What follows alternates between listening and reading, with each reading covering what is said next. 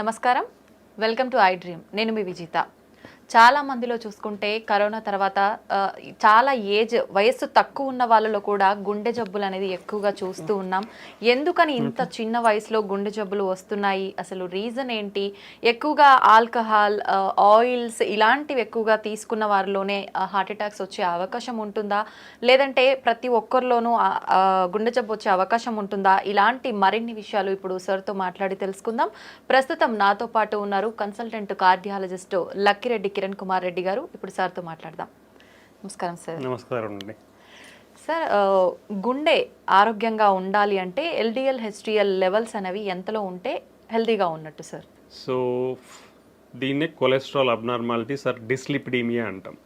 Okay, usually everybody knows, అందరికీ తెలిసింది ఏంటంటే LDL cholesterol is the bad cholesterol, HDL cholesterol is the good cholesterol. But lot of people అందరూ ఏమనుకుంటారంటే మన cholesterol అంతా ఎక్కడి నుంచి వస్తుంది, ఓన్లీ ఫుడ్లో నుంచి మాత్రమే వస్తుంది అనుకుంటారు. But it is only the part of the, మన బాడీలో ఒక కొలెస్ట్రాల్ లెవెల్స్కి it's only a part only. అంటే మొత్తం మనం బాడీలో ఉండే కొలెస్ట్రాల్ అంతా ఫుడ్లోనే తీసుకోవట్లేదు. అది ఫస్ట్ పాయింట్ గుర్తుకు పెట్టుకోవాలి. సెకండ్ థింగ్ ఏంటంటే మన బాడీలో any food, what ever food we take, so primarily మనకు ఉండేది proteins, carbohydrates and fats. So apart from fats from the food intake, మనము ప్రోటీన్స్ కానీ కార్బోహైడ్రేట్స్ తీసుకున్నా ఇవి ఎక్సెస్ మన బాడీలో ఉన్నప్పుడు it will convert to fat. అది ఫ్యాట్గా కన్వర్ట్ అయ్యే అవకాశం ఉంటుంది అనమాట. సో నాట్ ఓన్లీ మన బాడీలో ఉన్న కొలెస్ట్రాల్ లెవెల్స్కి ఆహారం ఒకటే కాదు, ఆహారంలో ఫ్యాట్స్ ఒకటే కాదు, మిగతా ఆహారం యొక్క కాంపోజిషన్ కూడా చాలా ఇంపార్టెంట్. ఓకే, సో మనకి ఆహారంలో మనకి allowed fat content is 25 to 30% of మన ఫుడ్లో ఫ్యాట్ ఇంటేక్ అనేది ఉండాలి. ఒక 60% or 50 to 60% is carbohydrates. 20%, 15 to 20% is protein intake. ఇవి మన కంపోజిషన్ ఆఫ్ ఫుడ్ కంపోజిషన్లో ఇవి ఉండాలి. ఓకే, ఇవన్నీ ఇన్ఫ్లుయెన్స్ చేస్తాయి మన బాడీలో ఉండే కొలెస్ట్రాల్ని.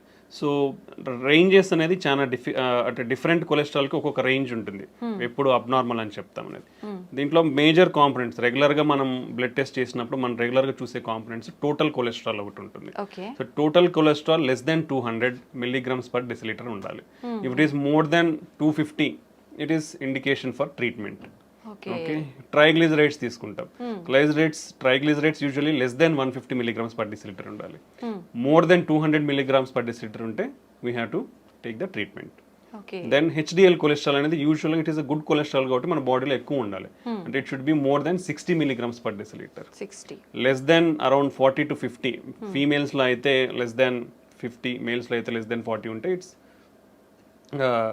లో amount of HDL cholesterol. So that is a risk factor again. So ఇవి మన బాడీలో ఉండే కొలెస్ట్రాల్, బేసిక్ కొలెస్ట్రాల్ లెవెల్స్ ఒక అబ్నార్మల్ వాల్యూస్ అనమాట.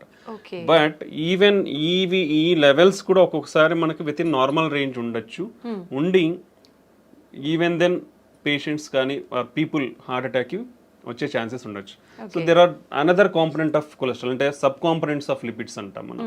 లైక్ లైపోప్రోటీన్ ఏ అనేది ఇంపార్టెంట్, అపోలైపోప్రోటీన్స్ అని ఉంటాయి. సో ఈ కాంపొనెంట్స్ కూడా చాలా ఇంపార్టెంట్ అనమాట. సో మనము ఒకవేళ ఈ basic cholesterol levels even with in normal range ఉన్నా కానీ మనం ఫర్దర్ టెస్టింగ్ ఆఫ్ కొలెస్ట్రాల్ అనేది చెక్ చేయాల్సిన అవసరం ఉంది. సో ఈ బ్యాడ్ కొలెస్ట్రాల్, గుడ్ కొలెస్ట్రాల్ అనేది నాట్ ఓన్లీ ఫ్రమ్ ఫుడ్, మనం తీసుకునే ఫ్యాట్ ఇంటేకే కాదు, rest of the food intake అనేది కూడా చాలా ఇంపార్టెంట్. సో మనం తీసుకునే ఫుడ్లో ఈక్వాలిటీ ఆఫ్, అంటే కార్బోహైడ్రేట్స్ ఉండాలి, ప్రోటీన్స్ ఉండాలి, ఫ్యాట్స్ ఉండాలి. సో కొలెస్ట్రాల్ అనేది మన బాడీలో కూడా ప్రొడ్యూస్ అవుతుంది కాబట్టి అసలు కొలెస్ట్రాల్ అంటే ఫ్యాటీ ఫుడ్స్ తీసుకోవద్దా అనేది it's not correct. So your body needs fatty acids. ఎందుకంటే మన ప్రతి body is made up of cells అంటాం. ప్రతి సెల్స్ లో కూడా we're having lipid components. So for integrity of our body we need fats, but it should be in a controlled manner, not in excessive manner అనమాట.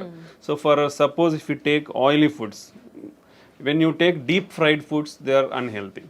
How much amount of oil you have to take? So oil is limitation around 4 teaspoons. 4 teaspoons per person. Okay. So that is the limitation of amount. Daily. So daily intake of this. So you should not take more than that. And second thing is then is what is the reusability of the oil? That is most important. You should not reuse it repeatedly. Fry చేసుకుంటాం అలానే పెడతాం మళ్ళీ reuse. So it should not be done. So ఇది ఒకటి. Third thing ఏంటంటే now all the మార్కెట్లో చాలా వరకు పార్షియల్లీ హైడ్రోజనేటెడ్ రిఫైన్డ్ ఆయిల్స్ అనేవి వస్తుంటాయి. Those are not healthy. So whatever it is cold pressed oils or organic oils ఉంటే those are better. So for fat intake. So these are the cholesterol abnormality levels to consider. Okay, ఎక్కువగా అంటే మనం తీసుకునే foods వల్ల కూడా heart attack వచ్చే chance ఉంటుంది కాబట్టి అటువంటి ఫుడ్స్ ఏంటి సార్ అసలు? బేసికల్లీ బేసికల్లీ ప్రతి ప్రాబ్లమ్కి whatever problem you take now it is it related to lifestyle. What is meant by lifestyle? Two basic components of lifestyle is food and exercise. So in the food, healthy food. So what is healthy food? If you come to heart, what is heart healthy food? So usually ga manaki clinical studies and trials lo prove aina diets patterns anedi konni unnai. One of the important diet pattern is called Mediterranean diet pattern antam.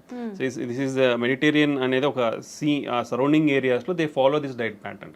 Vallalo heart problems ne chala takku unnai. So that is why it is recommended to safeguard your heart. Heart హెల్తీగా పెట్టుకోనికి that is usually the recommended diet. దీంట్లో ఏముంటాయి? So బేసికల్ it's like A pyramid. ఈ పిరమిడ్ల base అనేది చాలా పెద్దగా ఉంటుందంటే లార్జ్ అమౌంట్ ఆఫ్ క్వాంటిటీ తీసుకోవాలి. Top of the pyramid small ఉంటుంది కాబట్టి అవి లో అమౌంట్ తీసుకోవాలి. So if you come to the base of the pyramid, first thing is exercise is compulsory in this diet pattern. That everybody has to follow. ఎటువంటి exercise చేయాల్సి ఉంటుంది sir? మనకి guide lines ప్రకారం, అమెరికన్ గైడ్ లైన్స్ ప్రకారం 150 minutes of moderate intensity exercise per week. అంటే daily 30 minutes for 5 days. Moderate intensity exercise అంటే కొంచెం walk, brisk walk are mild cycling కానీ మైల్డ్ స్విమ్మింగ్ కానీ ఇలా చేస్తే that amount of exercise for 30 minutes per day is enough. లేదా high intensity exercises అంటాం. That is required only 75 minutes per week. అంటే 20 minutes for 3 days, like 60 to 75 minutes per week. That is enough. So that even with this minimum exercise, you can stay healthy. Like what are the high intensity exercises? Like jogging and running, full length swimming, tennis ఆడడం, single person tennis ఆడడం, ఇవన్నీ కూడా high intensity exercises. Along with that, for 3 days a week, a minimum time like 15 to 20 minutes of strengthening exercises. That also will have a positive impact on our heart health అనమాట. So these are the exercise recommendations for 1 person to follow. So ఇవి follow అవుతూ then diet. The diet basically contains of whole grains and cereals. అంటే పప్పు దినుసులు అవన్నీ కూడా refined. ఇప్పుడు మనం రైస్ తీసుకోండి, వీట్ తీసుకోండి, whatever the products available in the market, they are all refined. So refined foods అనేది యూ షుడ్ స్టాప్. ఒకరు ఈ రిఫైన్డ్ ఫుడ్స్ అనేది తినడం స్టాప్ చేయాలి. Because these are having high glycemic index. High glycemic, so more absorption, and immediately sugar levels will rise, hormonal imbalance, insulin imbalance, all this will happen. So you should keep away from this refined foods nunchi dooram undali. Whole grains like whole wheat, brown rice, unpolished rice, ilanti తీసుకొని like millets, other grains, పప్పు దినుసులు ఇవన్నీ ఎక్కువ అంటే minimum daily you should take around 3 servings per day. You have to take these things. Next comes fruits and vegetables. Fruits and vegetables are one of the important component.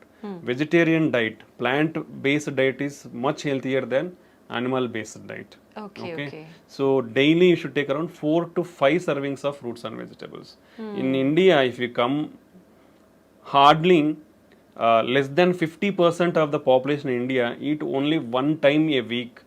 అంటే ఒక్కసారి మాత్రమే వారంలో fruits తీసుకుంటున్నారు మన భారతదేశంలో. You see how much gap is there. Okay, even vegetables కూడా like daily 4 to 5 servings of vegetables కూడా it is hardly 20 to 25% in all India. So you see how much gap in the diet, healthy dietary patterns we're following. Okay, this is one of the important. Next thing is oils. Oils limited amount. 1 teaspoon is equal to 5 grams. Okay, you should take around 4 to 5 teaspoons per person. That is the limitation amount. And reusable oils anedi undagudu. So among these oils, extra virgin olive oil is the better thing, and any plant based oil is good. Plant based oils lo kuda we have to go for like cold pressed oils. Better avoid refined oils అనేది avoid చేయాలి. దాంట్లో కూడా mono unsaturated or poly unsaturated fatty acids ఉన్న ఆయిల్స్ని prefer చేయాలి. Like sunflower, soybean oil, sesame oil, ఇవి they are good in mono or poly unsaturated fatty acids. Okay, then if you come to poultry or fish, non vegetarian. In non vegetarian usually the preferred is fish. Any oily fish or fish is the preferred non-vegetarian diet. Apart from that, poultry, chicken. Chicken doesn't have any harmful effects on the heart. So you can take a chicken. That also like 2 to 3 servings per week. Not more than that. Okay Okay. Then if you come to dairy products, dairy also 1 or 2 times a day you can take dairy products. Then on the top, which is the minimal amount, like hardly once in a month okay or even less than that, all the processed foods and the red meat. The red meat comes like mutton, lamb, sheep, pork, beef. All this comes under red meat. So it is not advisable to take all these things. And all sugar sweetened beverages like cool drinks, which is the very harmful. బయటికి పోతే చాలు cool drink తాగుతారు, అది అలవాటు అయిపోతుంది అందరికి. So అది avoid చేయాలి. బికాస్ అసలు అంటే హార్డ్లీ మంత్లో వన్స్ అని చెప్తున్నాం, ఇక్కడ అందరు చేసేది అంటే డైలీ 3 times తాగుతారు. You see how much harmfulness we are getting into our body. And all the bakery products, like all are coming from the refined wheat. Like maida nunchi bakery products anni samosalu gaani, pufflu gaani, even if you see cakes, lot of cream is there. So all things are refined products only. You should avoid. Hardly less than a month you should eat. But this is the bad thing. ఆ పైన ఉండేదే మనం అందరం కింద ఎక్కువ తింటున్నాం. So this is the unhealthy thing you should not follow. So this healthy diet follow avadam anedi chaana important. If you follow this healthy diet and regular exercise, we can control lot of risk factors like sugar gaani, BP gaani, stress levels gaani. We can reduce all of the things with healthy diet and exercise. Okay That is the importance of diet and exercise. Sir చాలా మందిలో వింటుంటాము heart attack అనేది sudden గా వస్తుంది, ఇంతకుముందు ఎప్పుడు ఉండదు, sudden గా వస్తుంది, ఎటువంటి సిమ్టమ్స్ కూడా లేవు, చాలా యాక్టివ్గా హెల్తీగా ఉన్నారు అని చెప్పి. నిజంగా ప్రతి ఒక్కరిలో కూడా సిమ్టమ్స్ అనేవి కనిపించవంటారా సార్ హార్ట్ అటాక్ వచ్చే ముందు? యూజువల్లీ హార్ట్ అటాక్ అనేది ఎందుకు వస్తుందంటే మన రక్తనాళాలు అంటే గుండె పైన 3 రక్తనాళాలు ఉంటాయి. So left side 2, right side 1. ఇది వైటల్, మన హార్ట్ పంపింగ్ కి మన హార్ట్ కూడా బ్లడ్ సప్లై అవ్వాలి. మన హార్ట్ ఏం చేస్తుంది, మన బాడీకి బ్లడ్ సప్లై చేస్తుంది. బట్ హార్ట్కి కూడా బ్లడ్ సప్లై కావాలంటే ఆ రక్తనాళాల ద్వారా బ్లడ్ అందాలి. ఓకే, సో ఆ రక్తనాళాలలో లోపల అంటే మనం ఇది ట్యూబ్ అనుకుంటే ఈ లోపల ఇన్నర్ లైనింగ్ లో మనకి ప్రాబ్లం అంతా స్టార్ట్ అయ్యింది. ఈ ఇన్నర్ లైనింగ్ లో ఫ్యాట్ అక్యుములేషన్ అనేది depends on various reasons like genetic factors అవ్వచ్చు, మనం ఇప్పుడు డిస్కస్ చేసిన risk factors like BP, sugar, cholesterol, unhealthy life style, lack of physical activity. ఈ అన్నిటి వల్ల ఏమవుతుందంటే యూజువల్లీ ద జనరల్ ప్రాసెస్ కూడా మనకున్న జెనెటిక్స్ ప్రకారం what are the basic physiology మనకు ఒక ప్రాసెస్ అంటే ఒక మనిషి పుట్టిన తర్వాత ఒక ప్రాసెస్ ఏంటంటే కొలెస్ట్రాల్ అక్యుములేషన్ అనేది అంటే కొవ్వు అనేది పేరుకుపోవడం 10 to 20 years నుంచే స్టార్ట్ అయిపోతుందండి అందరిలోనూ, ప్రతి ఒక్కరిలో. Okay, that is common for all. Okay, అది స్టార్ట్ అవుతుంది around from 20 years it will start. అది ఫర్దర్గా ఎలా హార్ట్ అటాక్ దారి తీస్తుంది అనేది it depends on all these risk factors we discussed. Okay, that's the main thing. So దీంట్లో 2 రకాలు అనమాట. ఈ కొవ్వు అనేది నిదానంగా మన లెవెల్స్ని బట్టి పేరుకుపోతూ వస్తుంటుంది. సో 10% ఉండొచ్చు, 20%, 50%, 70%. If it is more than 70% block ఉంటే మనకి గుండెకి అనేది రక్తం అనేది సరిగా అందక మన హార్ట్ అనేది స్ట్రెస్కు గురి అవుతుంది. ఓకే, ఇది ఒక మెథడాలజీ. సో అలా స్ట్రెస్కు గురైనప్పుడు ఏమవుతుంది, ఇప్పుడు నేను నడుచుకుంటూ పోతున్నాను ఫాస్ట్గా, నాకు ఎక్సర్సైజ్ ఉన్నప్పుడు మన బాడీకి స్ట్రెస్ గురైనప్పుడు ఏమవుతుందంటే మనకు పంపింగ్ ఎక్కువ కావాలి. పంపింగ్ ఎక్కువ కావాలంటే హార్ట్కి బ్లడ్ అనేది ఎక్కువ అందాలి. ఎప్పుడైతే ఈ బ్లాక్ ఉంటుందో, లైక్ ఇప్పుడు ఇలా ఉంది, ఒక ట్యూబ్ ఉంది అనుకోండి, వాటర్ ఫ్లో అవుతుంది. ఇప్పుడు కంప్లీట్ గా నార్మల్ గా ఉన్నప్పుడు ఫాస్ట్ గా ఫ్లో అవుతుంది. అదే నువ్వు హాఫ్ బ్లాక్ అయిపోయింది అనుకోండి, స్లో వస్తుంది. లైక్ ద సేమ్ వే మన హార్ట్ గుండె రక్తనాళాల్లో కూడా ఈ బ్లడ్ అనేది ఈ బ్లడ్ వెజల్ అనేది మూసుకుపోయింది అనుకోండి 70%, బ్లడ్ సప్ అనేది తగ్గిపోతుంది. తగ్గిపోయినప్పుడు హార్ట్ పంపింగ్ అనేది తగ్గుతుంది. అప్పుడు మనకు సిమ్టమ్స్ లైక్ నడిచినప్పుడు కానీ, ఏదైనా పని చేసినప్పుడు కానీ, స్ట్రెస్లో ఉన్నప్పుడు ఆయాసం రావడము, ఛాతీ నొప్పి రావడము, కళ్ళు తిరగడము, వీక్నెస్ లాగా ఉండడము, ఇలా మేనిఫెస్ట్ అవుతుంది కొందరిలో. ఇది అంటే మేజర్ హార్ట్ అటాక్ రాకముందు, సడన్ హార్ట్ అటాక్ రాకముందు ఇలాంటి సిమ్టమ్స్ ఫేస్ అయ్యే ఛాన్స్ ఉంటుంది. బట్ చాలా మంది ఏం చేస్తారంటే ఇవి ఏజ్ తో రిలేటెడ్ అలా వచ్చినాయి అనుకోవడమో, లేదంటే నేను పని చేసినాను కాబట్టి పని చేస్తే ఇలా ఉంటాయి అనుకోవడం అనేది నెగ్లెక్ట్ చేస్తారు. సో ఆ నెగ్లిజెన్స్ వల్ల వీళ్ళు రికగ్నైజ్ చేయకపోవడం వల్ల సడన్ గా హార్ట్ అటాక్ కి గురవుతారు. బట్ ఇది ఒక కాంపోనెంట్ అయితే, ఇప్పుడు మనం 70% అయితే మనకు సిమ్టమ్స్ తెలుస్తాయి. But even sudden heart attacks అనేది ఈ మెకానిజం వేరు. ఈ సడన్ హార్ట్ అటాక్ లో ఏమవుతుందంటే, ఫర్ సపోజ్ 20% బ్లాకే ఉంది మనకి, 20% బ్లడ్ ఫ్లో బాగానే ఉంటుంది. బట్ ఈ అన్కంట్రోల్ షుగర్ కానీ, బీపీ ఎక్కువైనప్పుడు కానీ, లేదా స్ట్రెస్ గురైనప్పుడు కానీ ఇలా ఏమవుతుందంటే ఈ పొర ఉంటుంది, ఏది కొలెస్ట్రాల్ పేరుకుపోయిన దాని మీద పొర, అది సడన్ గా రప్చర్ అయిపోతుంది. ఓకే. బర్స్ట్ అయిపోతుంది.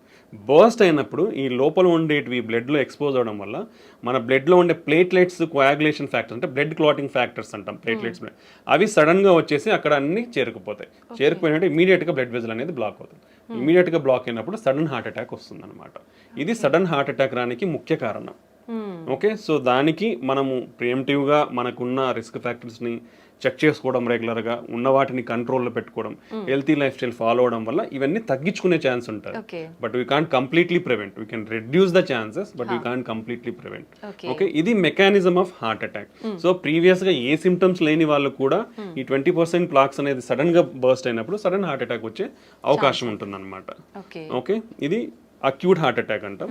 మనం ఫస్ట్ ప్రీవియస్గా స్లోగా నడిచేటప్పుడు వచ్చేదాన్ని chronic coronary syndromes, chronic heart attack లాగా చెప్పొచ్చు అనమాట.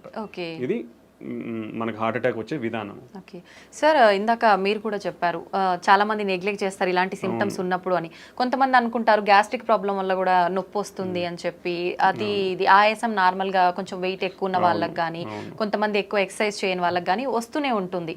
దీనికి దానికి డిఫరెన్స్ తెలుసుకునే అవకాశం ఉంటుందా సార్? ఇప్పుడు యూజువల్గా హార్ట్ అటాక్లో వచ్చే పెయిన్ ఏంటంటే మనం ఛాతీ చాలా బరువు ఉంటుందన్నమాట. అంటే ఒక 100 kgs వెయిట్ పెట్టినట్లు ఉంటుంది మన ఛాతీ మీద. ప్రెషర్ ఫీల్ అవుతాం. ఓకే, నొప్పి కాదు, basically it's like discomfort. Heavy బరువు పెట్టేస్తే ఏమవుతుంది, ఊపిరి ఆడకుండా అవుతుంది. సో ఆ బరువుతో పాటే మనకి ఈ ఊపిరి ఆడకుండా ఉండే సెన్సేషన్ తెలుస్తుంది అనమాట. So that is typical of heart attack. Okay, అది చాలా ఇంపార్టెంట్. అలా కాకుండా సమ్ టైమ్స్ సూదులు కూర్చున్నట్లు ఉండడం కానీ, లేదా ఏదో మైల్డ్గా నలతగా ఉండి మైల్డ్ పెయిన్ తెలుస్తూ ఉంది, లేదా ఆ పెయిన్ ఇట్లా చేతికంతా పాకుతున్నట్లు తెలియడము, దాంతో పాటు వామిటింగ్ వచ్చిన సెన్సేషన్ ఉండడం కానీ, లేదా కళ్ళు తిరిగినట్లు ఉండే అవకాశం ఉంటుంది. ఓకే, చెమటలు పట్టిపోతాయి, చాలా ఎక్కువ పట్టిపోతాయి చెమటలు. సో ఇలా కూడా సిమ్టమ్స్ ఉండొచ్చు అనమాట. Okay, so but gastric pain ఎలా ఉంటుంది యూజువల్గా ఏంటంటే మనకి కొంచెం ఈ పొత్తి కడుపులో మంటగా ఉంటుంది. మంటగా ఉండి ఆ పైకి గ్యాస్ట్రిక్ రిఫ్లక్స్ అంటాం, యాసిడ్ కాబట్టి ఆ రిఫ్లెక్షన్ కూడా ఇక్కడ నుంచి ఇక్కడ వరకు కూడా మనకు బర్నింగ్ ఉంటుంది గొంతు వరకు. యూజువల్గా గ్యాస్ట్రిక్ పెయిన్ అలా ఉంటుంది అనమాట. But any type of pain, అంటే మనం డిస్క్రైబ్ చేసుకున్న పెయినే హార్ట్ అటాక్ అని ఉండాల్సిన అయితే ఉండదు. అది టిపికల్. అలా ఉంటే కంపల్సరీ హార్ట్ అటాక్. బట్ అలా కాకుండా కూర్చున్నట్లున్న పెయిన్గా ఉన్న అది కూడా హార్ట్ అటాక్ అయి ఉండొచ్చు. Okay, any pain. That's why నేను ఎప్పుడు ప్రతి ఇంటర్వ్యూలో ప్రతి ఒక్కరికి నేను ఒకటే చెప్తాను, నీకు ఎటువంటి ఛాతీ నొప్పి వచ్చినా ఒక 30 సంవత్సరాలు 40 సంవత్సరాలు దాటిన తర్వాత నెగ్లెక్ట్ చేయొద్దండి. గ్యాస్ ట్రబుల్ పెయిన్ అనుకోవద్దండి, లేదా కండరాల నొప్పి అని అనుకోవద్దండి, లేదా ఎముకలు నొస్తున్నాయని అనుకోవద్దండి. మీకు ఆ నొప్పి తగ్గట్లేదు, విపరీతమైన నొప్పి ఉంది, ఆ ఇంటెన్సిటీ అంటాం, పెయిన్ ఇంటెన్సిటీ అంటాం, మైల్డ్గా ఉంది, పెరుగుతుంది, ఆ ఇంటెన్సిటీ అలా పెరుగుతా ఉన్నా, సో అలాంటప్పుడు ఇమ్మీడియట్గా ఒకే ఒక చిన్న టెస్ట్, ఈసీజీ టెస్ట్ అంటాం. జస్ట్ హాస్పిటల్ ఎక్కడికి పోయినా, ఏ చిన్న క్లినిక్ పోయినా majority of the times diagnostic సెంటర్లలో కూడా ఈసీజీ అవైలబిలిటీ ఉంటుంది. సో అలా ఇబ్బంది ఉన్న వాళ్ళు ఒక చిన్న ECG, that cost very less than around 200 to 300 కంటే ఎక్కువ ఉండదు ఈసీజీ అనేది. ఓకే, సో ఎక్కడికి పోయినా అలాంటి ఈసీజీ అనేది తీస్తారు. సో ఆ చెస్ట్ పెయిన్ అనేది ఎటువంటి చెస్ట్ పెయిన్ ఉన్నా ఒక ఈసీజీ తీసుకుంటే ప్రాణం కాపాడుకోవచ్చు. ఎందుకంటే అక్యూట్ హార్ట్ అటాక్ ఈసీజీలో చాలా ఈజీగా తెలిసిపోతుంది. సో దాంట్లో హార్ట్ అటాక్ చేంజెస్ ఉన్నాయా, ఇమీడియట్గా డాక్టర్స్ అక్కడ ఉన్న అవైలబిలిటీ ఉంటే ట్రీట్మెంట్ ఇస్తారు, లేదంటే రెఫర్ చేస్తారు. ఒకవేళ అది నార్మల్గా ఉందంటే ఊపిరి పీల్చుకొని then you can evaluate slowly. Okay, so any type of chest pain, ఎటువంటి ఛాతీ నొప్పి ఉన్నా కానీ ఏ మాత్రం నిర్లక్ష్యం చేయకుండా ఇమీడియట్గా ఒక ఈసీజీ టెస్ట్ తీసుకొని మీ ప్రాణాలను కాపాడుకోండి. That's the good thing. Sir, once pain వచ్చింది అనగానే వెంటనే టెన్షన్ ఎక్కువైపోతుంది, అసలు పక్కన ఉన్న వాళ్ళకి కూడా ఏం చేయాలనేది అర్థం కాదు. అటువంటి టైంలో మనం హాస్పిటల్కి వెళ్ళే ముందుగానే ఇంట్లో జాగ్రత్త తీసుకునే అవకాశం ఉందంటారా సార్? బేసికల్లీ ఫస్ట్ థింగ్ ఏంటంటే ఇట్లా సడన్ హార్ట్ అటాక్ వచ్చినప్పుడు there is no time. Even with this latest technological advancements, మనకు ఇంతకుముందు హార్ట్ అటాక్ ఎలా కనుక్కోవాలో రీచబిలిటీ ఉండేది కాదు, ఏది ఇన్వెస్టిగేషన్స్ కానీ. ఇప్పుడు ఎక్కడికి పోయినా, ఏ చిన్న విలేజ్కి కానీ చిన్న టౌన్కి వెళ్ళినా ఇవి ఫాస్ట్గా వెళ్ళొచ్చు, ఈసీజీ తీయించుకోవచ్చు, డయాగ్నోస్ చేసుకోవచ్చు. ఇంత అడ్వాన్స్మెంట్స్ ఇన్ ట్రాన్స్పోర్టేషన్ ఉన్న, టెక్నాలజీలో ఉన్న, ఈవెన్ ఇప్పటికీ కూడా before reaching the hospital 50% of the people die at home or during the transport to hospital. So that much severity is the heart attack. So it doesn't give time. Basically it doesn't give time. It depends on lot of factors. Heart attack వచ్చిన వాళ్ళు sudden గా చనిపోవచ్చు ఇంట్లో. ఇప్పుడు మనం చాలానే వింటుంటాం నిద్రలోనే చనిపోయినారు. ఇట్ విల్ హ్యావ్ సడన్ గా బ్లాక్ అయినప్పుడు ఏమవుతుందంటే ఈ మన కండరం అనేది ఎలక్ట్రికల్ సిస్టమ్ ఉంటుంది బాడీలో, అది సడన్ గా బ్లడ్ ఫ్లో తగ్గిపోవడం వల్ల ఫిబ్రిలేట్ అవుతుంది అనమాట. ఫిబ్రిలేట్ అంటే హార్ట్ రేట్ అనేది ఫాస్ట్ కొట్టుకుంటుంది. సో అది రికగ్నైజ్ చేసే లోపలనే పేషెంట్ విల్ డై. బికాస్ చాలా మందికి తెలియదు how to recognise it. Okay, that's why immediately when the person ఎవరైతే కొలాప్స్ అయిపోయి పడిపోతారో వాళ్ళకి మనం ఇంటికి సిపిఆర్ అనేది స్టార్ట్ చేయమని చెప్తాం. So that will give time. అంటే ఒక మెడికల్ పర్సన్ వచ్చి ట్రీట్మెంట్ ఇచ్చే లోపల ఇట్ విల్ గివ్ టైమ్. ఎందుకంటే మనం ప్రెస్ చేసినప్పుడు బ్లడ్ సర్క్యులేషన్ అనేది జరుగుతుంది కాబట్టి it will keep our brain and other organs intact కాబట్టి.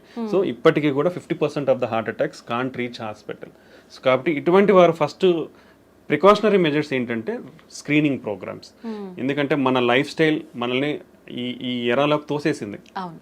మనం అందరం కూడా వర్స్ట్ లైఫ్ స్టైల్లోనే ఉన్నాం. Everybody is like that. Okay, 30 years దాటితే బీ కేర్ఫుల్, 40 years దాటితే ఇంకా be careful.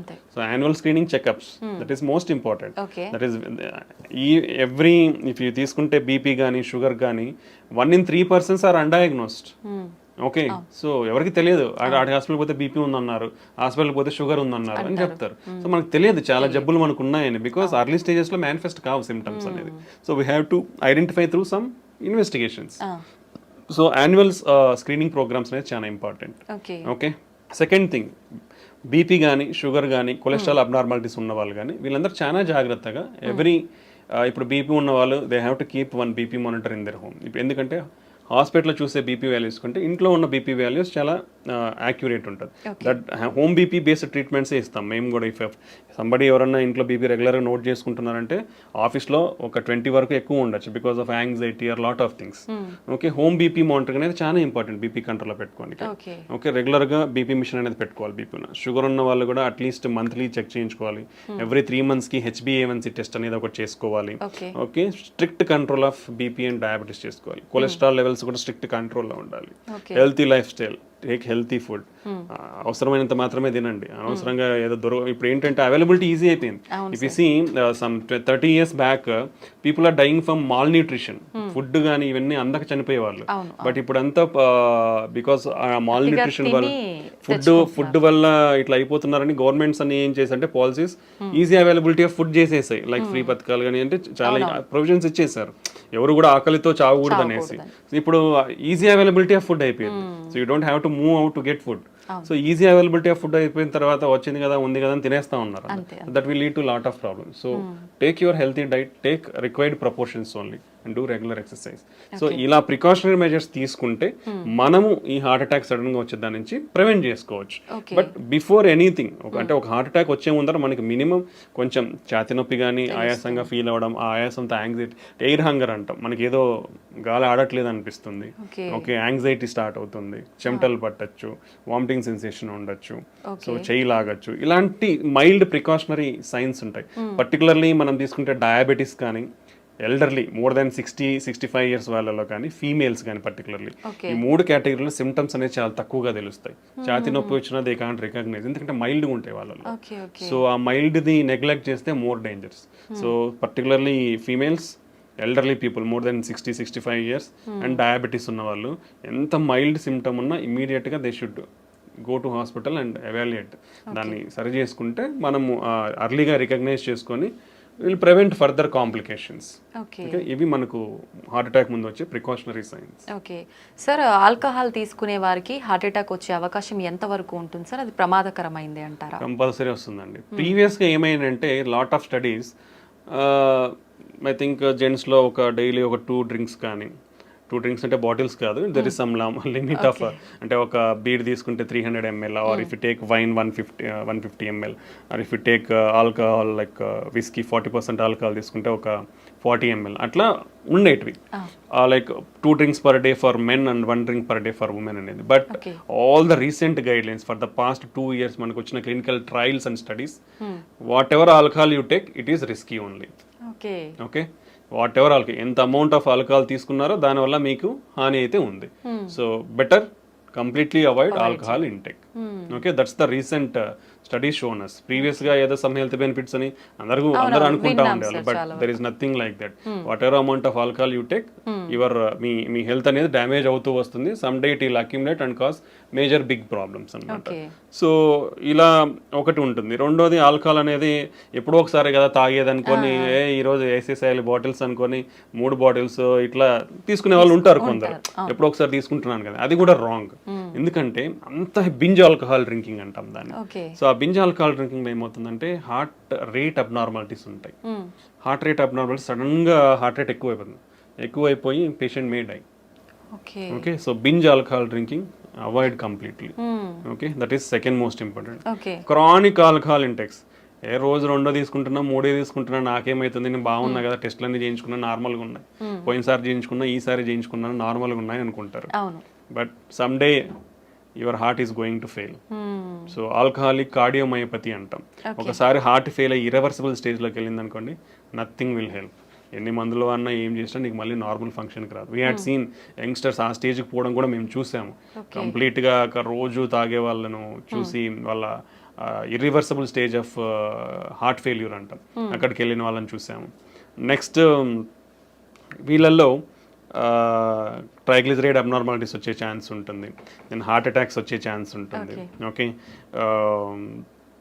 Even they are more prone to liver disease, chronic liver disease and cirrhosis అంటాం, ప్యాంక్రటైటిస్ అంటాం. So lot of complication. అంటే not only heart, it will damage other organs also. So when ఒకసారి ఇది హానిగా అనిపిస్తుంది అంటే you should get away from system అంతా effect అవుతుంది. So you should get away from them. Better don't take alcohol. అలవాటు ఉన్న వాళ్ళు కూడా if it is difficult for you to stop, reduce your amount slowly and completely stop it and stay healthy. Okay. అది alcohol related side effects.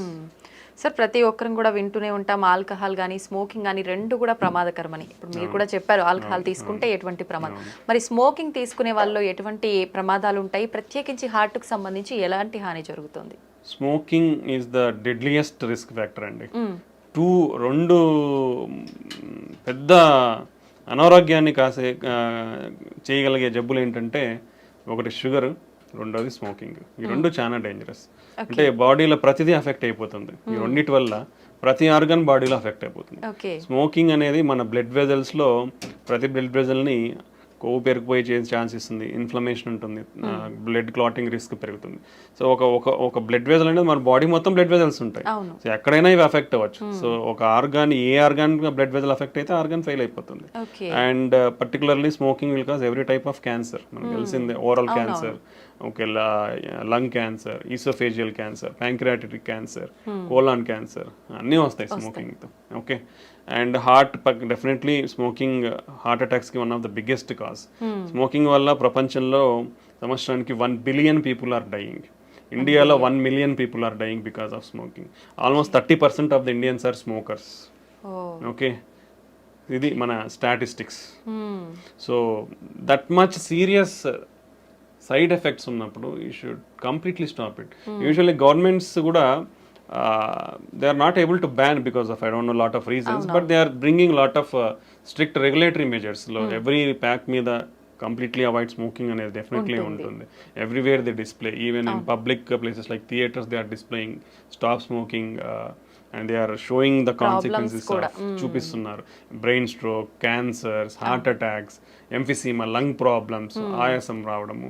So what not every organ is getting affected. So completely stop smoking. It is dangerous. Smoking అంటే మనం smoking చేయడమే కదండి, మీరు ఇప్పుడు నీ చుట్టుపక్కల వాళ్ళు కూడా అఫెక్ట్ అవుతారు. ఇఫ్ సంబడీ స్మోకింగ్, చుట్టుపక్కల వాళ్ళు ఒక 10 మంది ఉంటే వాళ్ళు 10 మంది కూడా అఫెక్ట్ అవుతారు. That is called as second hand smoke అంటాం.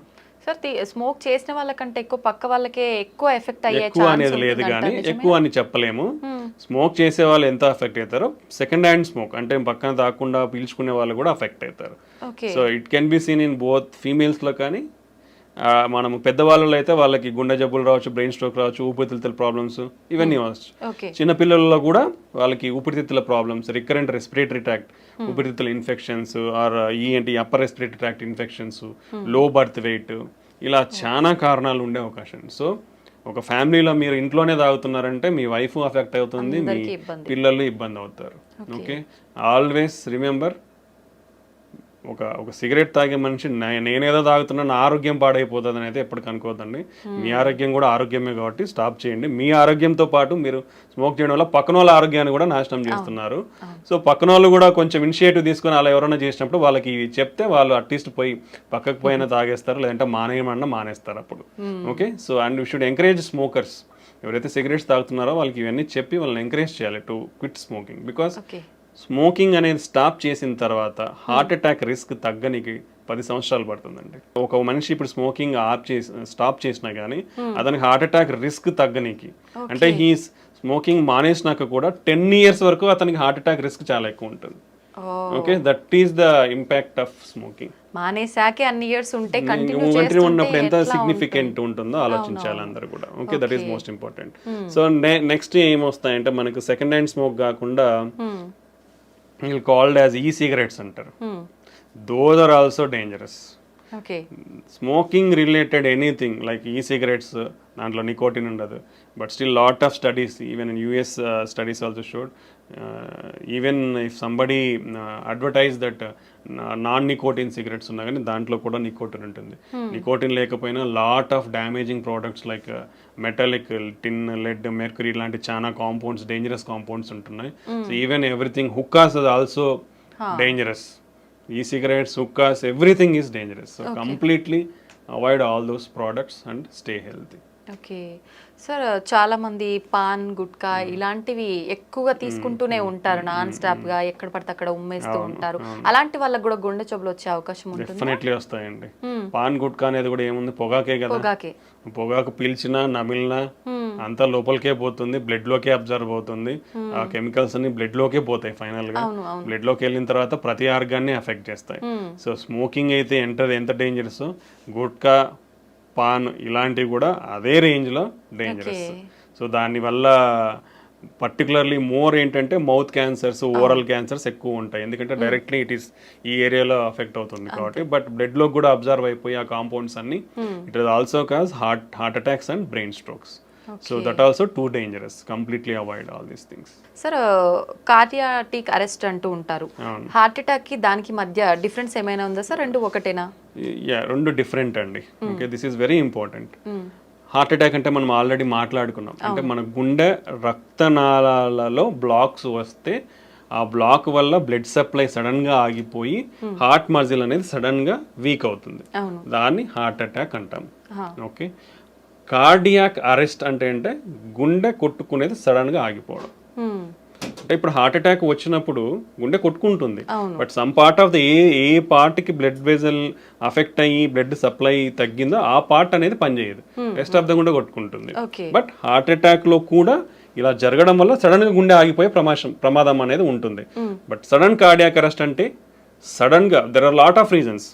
సడన్ గా గుండె ఆగిపోవడానికి చాలా కారణాలు ఉంటాయి. సడన్ గా గుండె అనేది కొట్టుకోవడం ఆగిపోతుంది. సో దాన్ని సడన్ కార్డియాక్ అరెస్ట్ అంటాం. So one of the reasons heart attack ఒకటి కారణము. దెన్ ఎలక్ట్రికల్ అబ్నార్మాలిటీస్ అంటాం, అరిథ్మియాస్ అంటాం, హై హార్ట్ రేట్ అబ్నార్మాలిటీస్. అలా హై హార్ట్ రేట్ ఉన్నప్పుడు గుండె, ఇప్పుడు నార్మల్గా మన గుండె 60 నుంచి 90 వరకు ఇలా కొట్టుకుంటుంది. ఓకే, ఇప్పుడు సడన్ గా 200-250 నిమిషాన్ని కొట్టుకుంది అనుకోండి, మీకు కదులుతున్నట్టు తెలుస్తుందా? జస్ట్ ఫింగర్స్ మూమెంట్స్ తెలుస్తున్నాయి, బట్ ఇలా కొట్టుకుంటేనే కదా బ్లడ్ అందేది. ఇలా కొట్టుకున్నప్పుడు ఏమవుతుంది, బ్లడ్ అందదు. So it looks like heart has been stopped. So cardiac arrest. Okay, then infections, cardiomyopathies అంటాం. సో జెనెటిక్ ఉంటాయి చాలా కూడా కొన్ని. Okay, like hypertrophic cardiomyopathy, arrhythmic cardiomyopathies ఉంటాయి. కొన్ని ఛానలోపతీస్ అంటాం, అంటే మన బేసిక్ మాలిక్యులర్ లెవెల్లో కొన్ని ఛానల్స్ ఉంటాయి మన ఫంక్షన్స్ కానీ. So long QT syndrome, short QT syndrome, Brugada syndrome, ఇట్లా లాట్ ఆఫ్ థింగ్స్ ఉంటాయి అన్నమాట. Even like drug abuse will cause sudden heart attacks, sudden cardiac arrest, excessive alcohol cause sudden cardiac arrest. So ఇలా చాలా కారణాలు ఉంటాయి sudden cardiac arrest కావడానికి. So heart attack అనేది blood supply తగ్గిపోవడం వల్ల వచ్చేదాన్ని హార్ట్ అటాక్ అంటాం. కార్డియాక్ అరెస్ట్ అనేది సడన్ గా గుండె ఆగిపోతుంది అంతే. ఆ గుండె ఆగిపోయినప్పుడు ఎవరైనా చేయగలిగేదంటే సిపిఆర్ చేయాలి. అది ప్రతి ఒక్కరూ నేర్చుకోవాలి.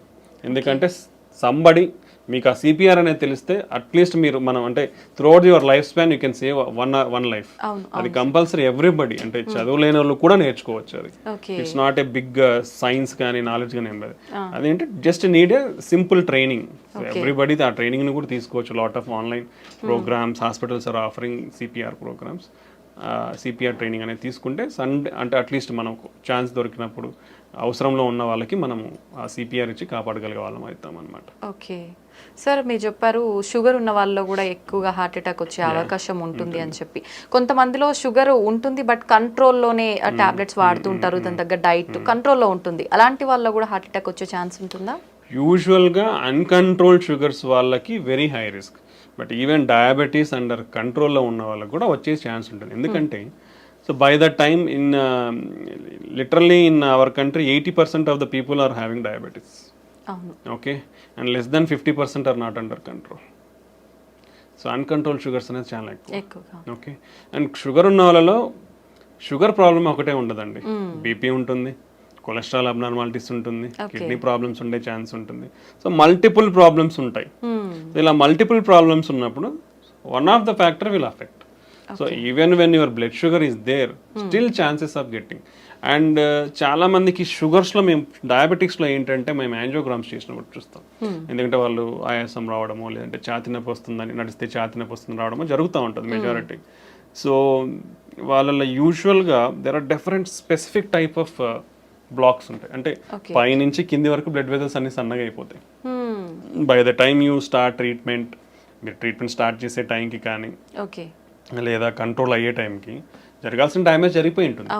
ఇప్పుడు మీరు కంట్రోల్ అవ్వకముందు షుగర్ కంట్రోల్ అయ్యే లోపలనే మీకు 60% 70% బ్లాక్స్ ఉన్నాయనుకోండి, చిన్న ఈవెంట్ చాలు ఫ్యూచర్లో. అంటే షుగర్ కంట్రోల్లో ఉన్న బీపీ పెరిగినా లేదంటే స్ట్రెస్లో ఉన్నా లేదంటే ఒక ఇన్ఫెక్షన్ వచ్చినా హార్ట్ రేట్ పెరిగిపోయినా ఇట్లా ఏదో ఒక ఫ్యాక్టర్ వచ్చినా హార్ట్ అటాక్ కానీ వచ్చే అవకాశం ఉంటుంది అనమాట. సో షుగర్ కంట్రోల్తో పాటు healthy life style and other risk factors ఏమన్నా ఉంటే అవి కంట్రోల్లో పెట్టుకుంటే తక్కువ ఛాన్స్ ఉంటుంది. అంటే అందరికీ అలానే ఉంటుందని చెప్పలేము. షుగర్ ఉన్న వాళ్ళల్లో నార్మల్ వెజల్స్ కూడా ఉండే ఛాన్స్ ఉంటుంది. అంటే స్ట్రిక్ట్ కంట్రోల్ అంటే ఇనిషియల్గానే ఫస్ట్ నుంచి స్ట్రిక్ట్ కంట్రోల్ ఉండాలి. అంటే కొన్ని ఇయర్స్ అంతా కంట్రోల్లో లేకుండా ఫైనల్గా కంట్రోల్ అయ్యింది కదా అనుకుంటే ముందంతా డ్యామేజ్ జరిగిపోయి ఉంటుంది. వెన్నెవర్ మీకు షుగర్ ఉందని తెలిసినప్పటి నుంచి మీరు స్ట్రిక్ట్ కంట్రోల్లో పెట్టుకోవాలి. ఇప్పుడు కంట్రోల్ అయింది, చాలా మంది ఒక క్వశ్చన్ కూడా అడుగుతుంటారు, సార్ షుగర్ టాబ్లెట్స్ వాడుతున్నాం కంట్రోల్ అయింది కదా టాబ్లెట్స్ తగ్గిస్తారా అని. మీరు టాబ్లెట్స్ తీసుకుంటున్నారు కాబట్టి కంట్రోల్లో ఉంది. ఓకే, ఇప్పుడు టాబ్లెట్స్ తీసేస్తే ఏమవుతుంది, మళ్ళీ పెరిగే అవకాశం ఉంటుంది. సో మీకు టాబ్లెట్లు తీసేయాలి అది తగ్గించాలన్నప్పుడు ఏంటంటే strict diet patterns, strict regular exercise ఇవన్నీ ఫాలో అయినప్పుడు డెఫినెట్లీ మీకు ఆ నీడ్ లేదు, ఇన్ని మెడికేషన్స్ వాడాల్సిన నీడ్ లేదంటే definitely we can reduce the drugs. But ఈ స్ట్రిక్ట్ లైఫ్ స్టైల్ లేకుండా మనము షుగర్ టాబ్లెట్స్ తగ్గించాలంటే మళ్ళీ షుగర్ లెవెల్స్ అనేది స్పైక్ అవుతుంది, అది మళ్ళీ మోర్ డ్యామేజ్ అనేది కాస్ట్ చేస్తుంది. ఓకే, సో మోస్ట్లీ డయాబెటీస్ అనేవాళ్ళు compare to non diabetes sugar లేని వాళ్ళతో పోలిస్తే కంట్రోల్ ఉన్న అన్కంట్రోల్డ్ ఉన్నా కానీ హై రిస్క్లోనే ఉంటారు ఎప్పటికి కూడా. ఓకే, బీపీ థైరాయిడ్ ఉన్న వాళ్ళలో కూడా ఇలాంటి అవకాశాలు ఎక్కువగా బీపీ ఉంటాయండి. BP 1 in 3 persons BP or under diagnosed. ఇప్పుడు మనం 5 మంది ఉన్నాం, ఇక్కడ ఎవరికొకరికి ఉండొచ్చు బీపీ. అంటే ముగ్గురులో ఒకరికి బీపీ తెలియదు, ఉందని తెలియదు. బై ద టైం తెలిసే లోపల బ్రెయిన్ స్ట్రోక్స్ రావచ్చు, హార్ట్ స్ట్రోక్స్ రావచ్చు, కిడ్నీ ఫెయిల్యూర్ అవ్వచ్చు. సో ఇవి అన్ని ఆర్గాన్స్ని ఎఫెక్ట్ చేస్తాయి. బీపీ షుగర్ అనేటివి ఒక గుండెనే కాదు మిగతా ఆర్గాన్స్ కూడా ఎఫెక్ట్ అవుతాయి. చాలా మంది కిడ్నీ పేషెంట్స్ సడన్గా హై బీపీ అంటే ఎవరు చెక్ చేయించుకోరు కదా రెగ్యులర్గా. దట్స్ వై రెగ్యులర్ చెకప్ అనేది చాలా ఇంపార్టెంట్ అండి. ఒకసారి ఇప్పుడు గవర్నమెంట్ హాస్పిటల్స్ ఉన్నాయి, లేదంటే క్లినిక్స్ ఉన్నాయి, చాలానే ఇప్పుడు అవైలబిలిటీ వచ్చేసింది. లేదంటే ఇంట్లో బీపీ మానిటర్ పెట్టుకొని ఆటోమేటిక్ ఇంకోరు వచ్చి చూడాల్సిన అవసరం లేదు. ఇప్పుడు ఇంట్లో కనెక్ట్ చేసుకొని చూసుకున్నా మనకు బీపీ ఉందా లేదా తెలిసిపోతుంది. సో అప్పుడప్పుడు అనేది ఈ బీపీ మెజర్మెంట్ షుగర్ టెస్టింగ్ అనేది కంపల్సరీ చేయించుకుంటూ ఉండాలి. అంటే ఇవన్నీ ఎక్కువైపోతున్నాయి because of our lifestyle. So ఇవి చెక్ చేసుకోవడం వల్ల మనం జాగ్రత్త పడి మన ఆరోగ్యాన్ని కాపాడుకున్న వాళ్ళం అవుతాం అన్నమాట. సో బీపీ ఉన్న వాళ్ళు కూడా మోస్ట్లీ హార్ట్ అటాక్స్ కానీ బ్రెయిన్ స్ట్రోక్స్ కిడ్నీ ఫెయిల్యూర్స్ అనేది చాలా ఎక్కువ రేట్స్ అనేది ఉంటుంది. ఒకరిలో ముగ్గురు బీపీ ఉందనేది అండర్ డయాగ్నోస్డ్ ఉంది. ఆల్మోస్ట్ ఏవైతే హార్ట్ అటాక్స్ వస్తున్నాయో బ్రెయిన్ స్ట్రోక్స్ వస్తున్నాయో వీళ్ళల్లో 55% మందికి బీపీ ఉంటుంది. Okay, and BP almost 12% deaths cause చేస్తుంది. Okay, that much significant. BP వల్ల ఈవెన్ మన మెయిన్ బ్లడ్ వెజల్ అయోటా ఉంటుంది, అది కూడా లైక్ రప్చర్ అయ్యే డిసెక్షన్స్ అయ్యే అన్కంట్రోల్డ్ ఉంటే మన బ్రెయిన్లో హెమరేజ్ అయ్యే ఛాన్స్ ఉండొచ్చు. ఇలా lot of complications. Okay. So BP అనేది మనం ఇంట్లోనే చెక్ చేసుకోవచ్చు because of availability of technology now days. ఇప్పుడు అంతా స్మార్ట్ వాచ్లలో కూడా బీపీ వస్తున్నాయి తొందరలో, ఇంతవరకు రాలేదు but future generation all watches are coming with everything, heart rate monitor, blood pressure, oxygen saturation. You can use the technology and stay healthy. Availability ఉన్నప్పుడు we have to use the technology and stay healthy. So BP కూడా ఇలాంటివి definitely lot of problems అనేది cause చేస్తుంది. చాలా మందిలో high బీపీసే కాకుండా లో BPs కూడా ఉంటూ ఉంటాయి కదా సార్, వాళ్ళలో కూడా అవకాశం ఉంటుందా? అంటే లో బీపీ ఇస్ డిఫరెంట్ ఎంటిటీ అండి. ఓకే, హై బీపీ అంటే యూజువల్గా నార్మల్ ఈజ్ 120/80 అంటాం, అంటే పైన సిస్టోలిక్ కింద డయాస్టోలిక్. మోర్ దెన్ 130/85 ఈజ్ అబ్ normal. More than 140/90 is called stage 2. Okay, stage 3 అంటే మోర్ దెన్ 180/120. సో ఇవి మన staging of BP levels. Okay, so border line అంటే నార్మల్ లో లెవెల్ ఆఫ్ నార్మల్ బీపీ అంటే 90/60. సో పైన 90 ఉండడం, కింద if it is less than that, less than 90/60 ఉంటేనే మనం లో బీపీ అంటాం. బట్ ఈ బార్డర్ లైన్ బీపీ అనేది కొందరిలో ఉండొచ్చు. యూజువల్లీ ఫీమేల్స్ సన్నగా ఉన్న వాళ్ళల్లో, వెయిట్ తక్కువ ఉన్న వాళ్ళలో ఇలా బీపీ అనేది లోవర్ లెవెల్స్ ఉండొచ్చు. ప్రెగ్నెంట్స్లో కూడా కొంచెం బీపీ అనేది లో లెవెల్లో ఉండొచ్చు. సో కొందరిలో ఇది నార్మల్ వేరియంట్, అంటే it's not low BP is not border line BPs are normal variant. Low BP అనేది డిఫరెంట్ కాజెస్, లైక్ ఇప్పుడు ఏదన్నా హార్ట్ అటాక్, హార్ట్ వీక్ ఉండడం కానీ, హార్ట్ ఫెయిల్యూర్ ఉండి హార్ట్ వీక్ ఉండడం కానీ, లేదా ఇప్పుడు వామిటింగ్స్, డయేరియల్ అయిపోయినప్పుడు, ఫ్లూయిడ్ లాస్, బ్లడ్ మన బాడీ నుంచి ఫ్లూయిడ్ లాస్, డిహైడ్రేషన్ ఉన్నప్పుడు బీపీ అనేది తగ్గుతుంది. ఓకే, దెన్ ఇన్ఫెక్షన్స్ ఉన్నప్పుడు తగ్గే అవకాశం ఉంటుంది. సో ఇలా చాలా కారణాలు ఉంటాయి లో బీపీ అనేది. సో అది మనం చూసుకోవాలి దేనివల్ల. ఒకవేళ నిజంగానే లో బీపీ ఉందంటే ఏమైనా ప్రాబ్లం ఉందనేది చెక్ చేసుకోవాల్సి ఉంటుంది. బట్ యూజువల్గా అయితే లో బీపీ అనేది ఉండదు. Okay, until unless some problem is there, low BP అనేది ఉండదు. ఓకే సార్, హార్ట్ పెయిన్ వచ్చింది అనగానే వెంటనే ఏదైనా ట్యాబ్లెట్ వేసుకుంటే కనుక ఇది మనం కొంతలో కొంత తగ్గించుకోవచ్చు హాస్పిటల్కి వెళ్ళే లోపే అనే ఏదైనా ట్యాబ్లెట్ ఉందా సార్? అంటే అది అందరూ తీసుకోలేమండి బేసికల్లీ. ఇప్పుడు ఎవరికి వస్తుంది ఎవరు తెలియదు కదా. ఇప్పుడు మనం రోజు ఎన్ని టాబ్లెట్స్ పెట్టుకొని తిరుగుతామండి, ఎవరు తిరగలేం కదా. సో అదే దానికంటే ఏంటంటే ఇలా ఒక టాబ్లెట్ అనేది కాకుండా, అంటే ఇప్పుడు టాబ్లెట్స్ అనేది ప్రిస్క్రిప్షన్ ఉంటే కూడా ఎవరు ఇవ్వరండి. ఓకే, సో ఆల్రెడీ ఇప్పుడు పేషెంట్స్ లైక్ షుగర్ కానీ, బీపీ ఉంది, బీపీ వాళ్ళు, కొలెస్ట్రాల్ ఉన్న వాళ్ళు, ఆల్రెడీ హార్ట్ అటాక్ వచ్చిన వాళ్ళు, బ్రెయిన్ స్ట్రోక్ వచ్చిన వాళ్ళు, లేదా స్టంట్లు కానీ బైపాస్ చేయించుకున్న వాళ్ళల్లో రికరెంట్గా వచ్చే ఛాన్స్ ఉంటుంది. అలాంటి వాళ్ళకి ఆల్రెడీ బ్లడ్ థిన్నర్స్ ఉంటాయి. వాళ్ళల్లో మనం ఒకవేళ అలాంటి సిమ్టమ్స్ ఉన్నప్పుడు ఆ బ్లడ్ థిన్నర్స్ని మనం ఇచ్చిన డోస్ లైక్ ఆ టాబ్లెట్స్ని ఒక 2 టాబ్లెట్స్ కానీ అలా తీసుకుంటే వాళ్ళకి ఇన్స్ట్రక్షన్స్ ఉంటాయని, మన ఇన్స్ట్రక్షన్స్ ప్రకారం తీసుకుని ఉంటే ఆ సైన్స్ ఉన్నప్పుడు వాళ్ళు తీసుకున్నప్పుడు ప్రివెంట్ చేసి, అంటే రికరెంట్ అటాక్స్ ప్రివెంట్ చేసేదానికి ఉపయోగపడుతుంది. అంటే ఆల్రెడీ అఫెక్ట్ అయిన వాళ్ళకి, ఎందుకంటే వాళ్ళ దగ్గర ఆల్రెడీ రెడీలీ అవైలబుల్ ఉంటాయి. అలా మిగతా వాళ్ళ దగ్గర రెడీలీ అవైలబుల్ ఉండవు కదా. అవైలబుల్ ఉన్న వాళ్ళు ఏంటంటే ఫస్ట్ నిర్ధారణ చేసుకోవాలి. పెయిన్ ఎందుకు వస్తుందో తెలియనప్పుడు నువ్వు టాబ్లెట్స్ మింగేస్తాను సార్ అంటే ఎట్లా, కష్టం కదా. సో దానికి ఇమీడియట్ గా ఎనీ చెస్ట్ పెయిన్ నెగ్లిజెన్స్ లేకుండా ఒక చిన్న ఈసీజీ దించుకోండి. ఈసీజీలో ఉంటే మీకు డాక్టర్ ఇస్తారు టాబ్లెట్స్, లేదంటే అవసరం లేదు. ఓకే, సో అలా ప్రతి ఒక్కరు టాబ్లెట్స్ అనేది మింగడానికి కరెక్ట్ కాదు. యూజువల్గా ఏంటంటే మనకి ఇలా రిస్క్ ఫ్యాక్టర్స్ ఉన్న వాళ్ళల్లో వీల్ హ్యావింగ్ స్కోరింగ్ సిస్టమ్స్.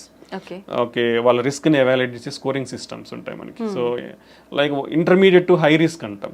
అలా ఉన్న వాళ్ళకి వీ కెన్ డాక్టర్స్ వీళ్ళు ప్రిస్క్రైబ్, అంటే హార్ట్ అటాక్ రాకుండా బ్లడ్ థిన్నర్స్ అనేది ఇస్తామన్నమాట. సో అలాంటి వాళ్ళ దగ్గర ఉన్నప్పుడు వాళ్ళు తీసుకోవచ్చు, నాట్ ఎవ్రీబడి. సార్, ప్రత్యేకంగా లేడీస్ విషయానికి వస్తే హార్ట్ అటాక్ రావడానికి ఇవి రీజన్స్ అని చెప్పొచ్చే రీజన్స్ ఏమైనా ఉన్నాయా? అంటే usually ladies are under represented అండి. లాట్ ఆఫ్ క్లినికల్ ట్రయల్స్లో చూసుకుంటే ఎక్కువ మంది జెంట్స్లోనే ఎవాల్యుయేట్ చేసిన, ఫీమేల్స్ని evaluate. So there is lot of discrepancy in the data also. అంటే వీళ్ళని ఎక్కువ రిప్రజెంట్ చేసినారు కాబట్టి వీళ్ళని ఎక్కువ, వీళ్ళని రిప్రజెంట్ చేయలేదు కాబట్టి తక్కువ అన్నట్లు ఉంటుంది. బట్ ఫీమేల్స్కి మేల్స్ ఆల్ ఈక్వల్లీ ఇద్దరు కూడా హార్ట్ అటాక్ రావడానికి సమానమైన ఛాన్సెసే ఉంటాయి. సో వీళ్ళ అంటే బీపీ, షుగర్, కొలెస్ట్రాల్ ఇవన్నీ కూడా యాజ్ జెంట్స్ ఫీమేల్స్ సేమ్ రిస్కే ఉంటుంది. బట్ ఫీమేల్స్లో తీసుకుంటే like they are more prone to some special category. అంటే మన వెజల్స్ అనేది మెయిన్ వెజల్స్ అంటే మ్యాక్రో వెజల్ అంటాం, కింద దాని చివర్లో వచ్చేది మైక్రో వెజల్. ఈ మైక్రో వాస్కులేచర్ అబ్స్ట్రక్షన్స్ కొంచెం ఫీమేల్స్లో ఎక్కువ ఉంటుంది. That is the first point. రెండోది females are more sensitive, like it called vasospasm అంటే వెజల్ ఉండేది సడన్ గా ముడుచుకుపోతుంది. ఇలా స్పాజమ్ కి females are more prone. Emotionally also you called emotional heart syndrome కూడా ఉంటుంది మనకి, సాకోసోబో సిండ్రోమ్ అంటాం. అంటే సడన్ ఎమోషనల్లీ అయినారనుకోండి సడన్ గా హార్ట్ అటాక్ లాగా ప్రజెంట్ అయ్యే ఛాన్స్ ఉంటుంది. అది more in females. And sometimes spontaneous coronary artery dissection అంటాం. అంటే మన బ్లడ్ వెజల్ సడన్ గా ఇట్లా కోత రావడం అనమాట. అలా కోత వచ్చినప్పుడు బ్లడ్ ఫ్లో తగ్గిపోతుంది, హార్ట్ అటాక్ లాగా ప్రజెంట్ అయ్యే ఛాన్స్ ఉంటుంది. సో అలా ఫీమేల్స్ లో కొంచెం ఎక్కువ వచ్చే అవకాశం ఉంటుంది. And then like post menopause hormonal disturbances వల్ల కూడా కొంచెం హార్మోనల్ చేంజెస్ అన్ని జరిగి కొంచెం హార్ట్ అటాక్స్ ఎక్కువ వచ్చే అవకాశం ఉండొచ్చు. And second thing under representation. నేను అదే చెప్పాను కదా, అంటే they are neglected a bit usually in the society. Previously, right now everything is changing, is going in equality. ప్రీవియస్గా అంటే ఫ్యామిలీలో అయినా ఎవరైనా తీసుకుంటే ఫీమేల్స్లో ఒకవేళ ఏదైనా సిమ్టమ్స్ చెప్తే లైట్గా తీసుకునేవాళ్ళు. అలా ఆ నెగ్లిజెన్స్ అనేది ఉండకూడదు ఇప్పుడు వాళ్ళు, ఎందుకంటే they are also equally affected by health. So వాళ్ళలో ఆ నెగ్లిజెన్స్ చూపించకుండా వాళ్ళకు కూడా ఇమీడియట్ ట్రీట్మెంట్ తీసుకుంటే you can give better care to our family members ఫీమేల్స్కి. ఓకే, ఇదొకటి. దెన్ ప్రెగ్నెన్సీలో that is most important nowadays. Pregnancy ఉన్నప్పుడు you should take care of your health very properly. మీకు బీపీ కానీ షుగర్ కానీ ఇలా complications ఏమున్నా కానీ these are all carrying forward.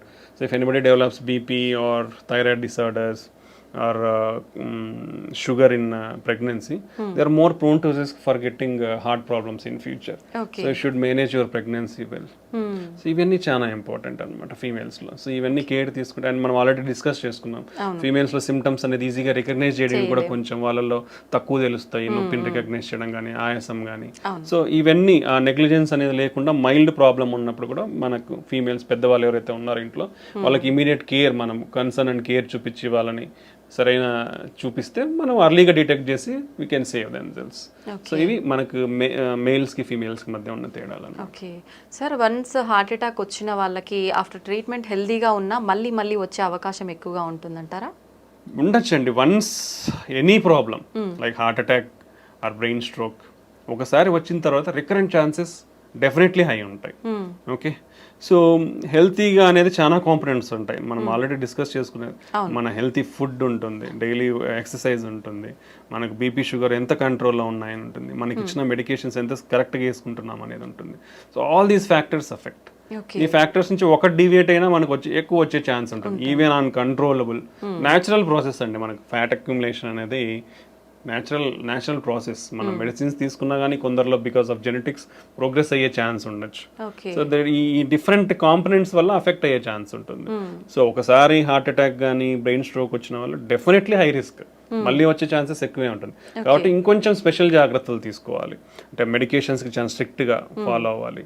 రెగ్యులర్గా అట్లీస్ట్ కంట్రోల్ లెవెల్స్ చెక్ చేసుకోవాలి. బీపీ కానీ కొలెస్ట్రాల్ కానీ షుగర్ కానీ ఇవన్నీ at least third monthly at least check చేసుకోవాలి.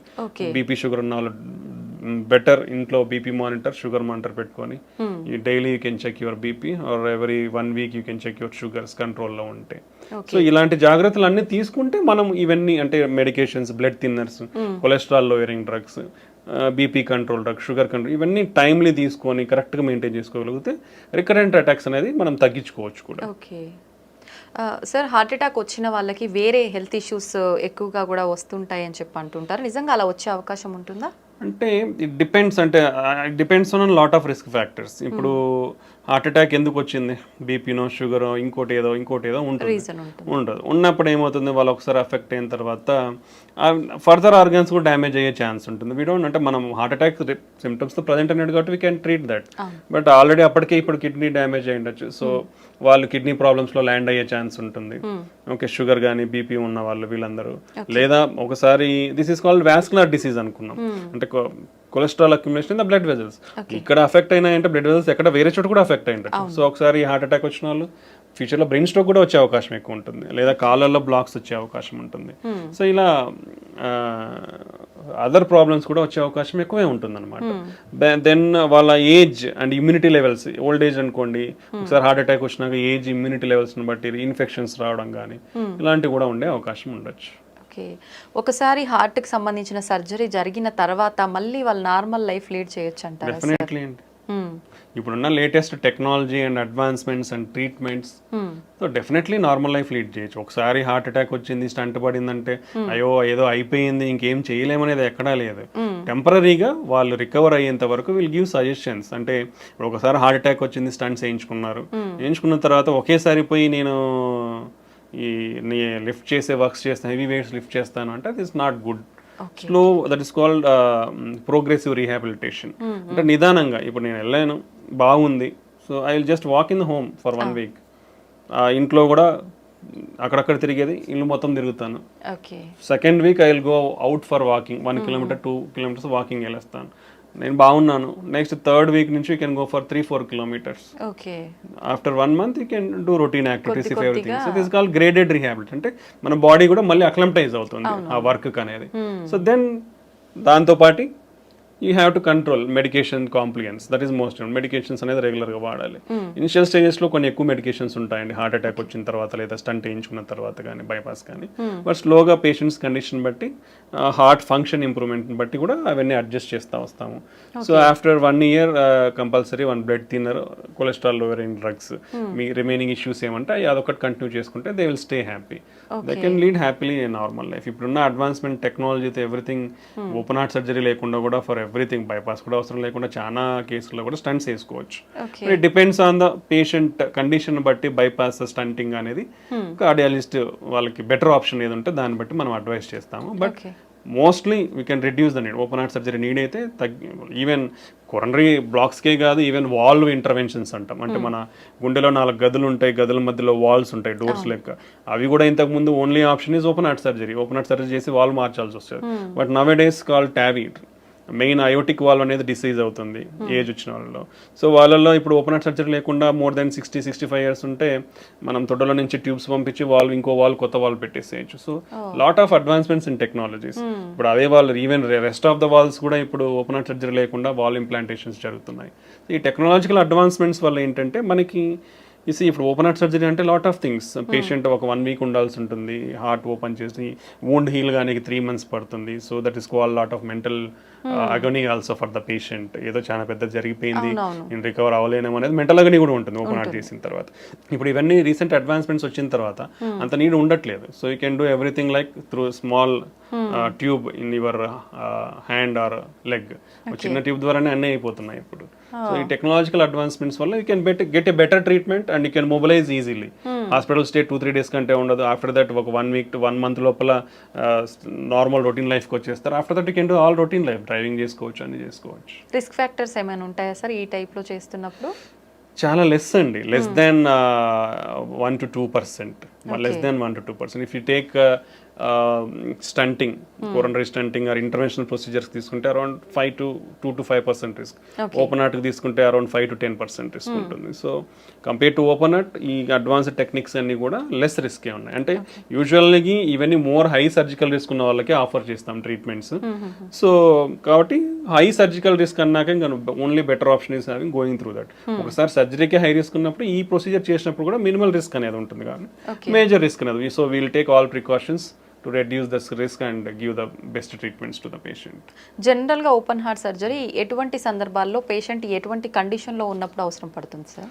యూజువల్గా మల్టిపుల్ బ్లాక్స్లో, అంటే లైక్ ఈవెన్ మల్టిపుల్ బ్లాక్స్ కూడా స్టంటింగ్ ఆప్షన్ ఉంది. But there is different disease profile. ఇప్పుడు పైన నుంచి మొత్తం కింద వరకు డిసీజ్ ఉండి ఓన్లీ కింద మాత్రమే నార్మల్ ఉండి అట్లాంటిది 2-3 వెజల్స్లో ఉన్నాయి. లేదా ఒక బ్లాక్ మూసుకుపోయి కొన్ని సంవత్సరాలు అయిపోయింది, అట్లాంటివి 2 ఉన్నాయి. సిటీఓస్ అంటాం, క్రానిక్ టోటల్ అక్లూషన్స్. అలాంటి 2 ఉన్నాయి. సో అలాంటప్పుడు యూజువల్గా, లేదా షుగర్ ఉండి మల్టిపుల్ బ్లాక్స్ ఉన్నాయి, సో అలాంటి వాళ్ళకి బైపాస్ చేస్తాం. Now days you can safely keep around 5 to 6 stents. యూజువల్గా చాలా మందికి ఒక అపోహ ఏంటంటే 2 కంటే ఎక్కువ పెట్టుకోవద్దని ఉంటుంది. But it's wrong. ఎక్కడ కూడా అలాంటి లిమిటేషన్స్ లేవు. There are lot of case reports, కొన్ని 10లో పైన స్టంట్లు వేసిన సినారియోస్ కూడా ఉన్నాయి బికాస్ ఆఫ్ టెక్నాలజీ అడ్వాన్స్. పాతకాలం స్టంట్ వేయించుకుంటారు, టెక్నాలజీ అడ్వాన్స్ మూసుకుపోయి ఉంటుంది, మళ్ళీ వేస్తారు. సో స్టంటింగ్ అనేది up to 5 to 6 number of stents హ్యాపీగా సేఫ్గా చేయించుకోవచ్చు. ఓకే, బైపాస్ అనేది స్పెసిఫిక్ సినారియోస్, పేషెంట్ కండిషన్ బట్టి ఇండియాలో ఏంటంటే మనకు కొంచెం economics are most important. So ఆ కండిషన్ బట్టి పేషెంట్కి అడ్వైస్ అనేది ఇస్తూ ఉంటాం అనమాట. Okay. So lot of complex cases now days can be safely done without the need of open heart surgery. Okay sir, ఒకసారి స్టంట్ వేసిన తర్వాత చాలా అంటే మూసుకుపోవటానికి మళ్ళీ ఎంత టైం పడుతుంది? ఖచ్చితంగా మూసుకుపోయే ఛాన్స్ ఉంటుందంటారా? This is a very good question. Lot of people are having this doubt. And recently we also faced this scenario. First point గుర్తు పెట్టుకోవాల్సింది ఏంటంటే, చాలా మందికి ఒక అపోహ ఏంటంటే గ్రాఫ్ట్స్ అంటే ఓపెన్ హార్ట్ సర్జరీ చేసి బైపాస్ చేయించుకుంటే బాగుంటుంది, స్టంట్స్ వేస్తే మూసుకుపోతాయి అనేది అపోహలో ఉన్నారు. అది ఇట్స్ వెరీ కంప్లీట్లీ రాంగ్ అండి. యాజ్ సేమ్ గ్రాఫ్ట్స్ ఎంత పేటెంట్ గా 10, 15, 20 సంవత్సరాలు ఉంటాయి, స్టంట్స్ కూడా అలానే ఉంటాయి. ఓకే, గ్రాఫ్ట్స్ కొన్ని అర్లీగా ఫెయిల్ అవుతాయి. Like 50% of the Venus graft అంటే దాంట్లో డిఫరెంట్ ఉంటాయి, ఆర్టీరియల్ అండ్ వీనస్ గ్రాఫ్ట్స్ ఉంటాయి. ఆర్టీరియల్ గ్రాఫ్ట్ లాంగ్ పేటెన్సీ ఉంటుంది, that is the best thing. Arterial grafts complete గా బైపాస్ లో ఆర్టీరియల్ గ్రాఫ్ట్స్ వాడితే it's very good, life span is very good, 15 to 20 years safe గా ఉంటుంది. Venus grafts almost ఇప్పుడు ఒక patient కి 3-4 గ్రాఫ్ట్లు వేస్తారు. సో వీనస్ గ్రాఫ్ట్స్ ఏంటంటే 50% ఆఫ్ ద పీపుల్స్ లో అట్లీస్ట్ ఒక వీనస్ గ్రాఫ్ట్ అయినా విత్ ఇన్ 1 year క్లోజ్ అవుతుంది. That is the data what is showing. 40 to 50% of the patients లో అట్లీస్ట్ 4 వీనస్ గ్రాఫ్ట్లు వేస్తే ఒకటైతే మూసుకుపోతుంది. ఓకే, బట్ మనకి అదే చెప్పాను కదా, ఇప్పుడున్న technology we are having image guided stunting అంటాం. ఓకే, దాంట్లో ఏంటంటే క్లియర్ గా ఇప్పుడు ఇలా ఉంది, బ్లాక్ ఉంది, నేను ఒక చిన్న కెథటర్ని అంటే ఒక కెమెరాని పంపిస్తాను, చూసి ఈ వాల్లో ఏముంది, ఎంత కొవ్వు శాతం ఉంది, కొవ్వే ఉందా, ఫైబ్రస్ టిష్యూ అంటాం, లేదా సిమెంట్ కాల్షియం అంటాం, అంటే సిమెంట్ లాగా గట్టిగా ఉంటుంది అనమాట, కాల్షియం ఉందా, సో ఏముందని తెలుసుకోవచ్చు. ఎంత దూరం ఉంది ఆ డిసీజ్, ఈ వెజల్ సైజ్ ఎంత, సో ప్రతి డీటెయిల్ వస్తుంది మనకి. ఈ డీటెయిల్స్ వచ్చినప్పుడు ఏమవుతుందంటే, ఈ కాల్షియం ఉన్నప్పుడు స్టంట్ పెడితే ఏమవుతుంది, సరిగ్గా ఎక్స్పాండ్ కాదు. So we need to use additional techniques to break that calcium. మనకు 4-5 టెక్నాలజీస్ ఉన్నాయి కాల్షియం బ్రేక్ చేయడానికి. సో ఆ కాల్షియం బ్రేక్ చేసిన తర్వాత నువ్వు స్టంట్ పెడితే ప్రాపర్గా ఎక్స్పాండ్ అవుతుంది. ఎక్స్పాండ్ అయిన తర్వాత కూడా ఆ స్టంట్ సరిగా కూర్చుందా లేదనేది మళ్ళీ కెమెరా పెట్టి చూస్తాము. ఓకే, సో అప్పుడు ఏం తెలుస్తుంది, స్టంట్ పెట్టినాక ఈ స్టంట్ అనేది ప్రాపర్గా ఇట్లా లేకుండా ప్రాపర్గా ఎక్స్పాండ్ అయిందా, ఈ గోడకు అంటే మన వెజల్ వాల్ గోడకు ఏదైతే ఉందో దానికి అతుక్కునిందా, లేదా ఈ స్టంట్ పెట్టినాక లోపల ఏమైనా కాంప్లికేషన్స్ ఉన్నాయా, కోసుకుపోవడం కానీ, టిష్యూ ప్రొలాప్స్ కానీ, రక్తం కట్టడం, అంటే everything we come to know. We are having some guidelines. ఇది స్టంట్ పెట్టిన తర్వాత ఈ ఏరియా అంటాం, ఈ ఏరియా ఒక గైడ్ లైన్, దీనికంటే ఇంత పైన ఉంటే మళ్ళీ మూసుకుపోయే ఛాన్స్ చాలా తక్కువ. సో ఈ పారామీటర్స్ అన్ని చెక్ చేస్తాం. చెక్ చేసినప్పుడు ఇఫ్ ఎవ్రీథింగ్ ఈస్ ఫిట్ 99% పేటెంట్గా ఉంటాయి, మూసుకుపోవు. Okay, so that is the advancement nowadays. All guidelines, European కానీ అమెరికన్ గైడ్ లైన్స్ కానీ, image guided stenting they are advising 100% image guided stenting. But it comes added cost కాబట్టి, as already discussed, economics involvement ఉంది కాబట్టి it's very difficult to practise. But if you use in every case, definitely we can bring 100% results. Long term results are 100%. Malli మూసుకుపోయే chance ఉండదు. And quality of the stunts, so better quality of the stunts, whatever you do the standard quality stunts, the chances of occlusion are very less. మూసుకుపోవడం అనేది చాలా తక్కువ ఉంటుంది. Grafts అయితే ఎలా ఇన్ని సంవత్సరాలు వస్తాయి, స్టంట్లు కూడా అన్ని సంవత్సరాలు వస్తాయి. సో స్టంట్లు ఏదో వేయించుకుంటే మూసుకుపోతాయనే అపోహలు అయితే ఎవరు ఉండద్దండి.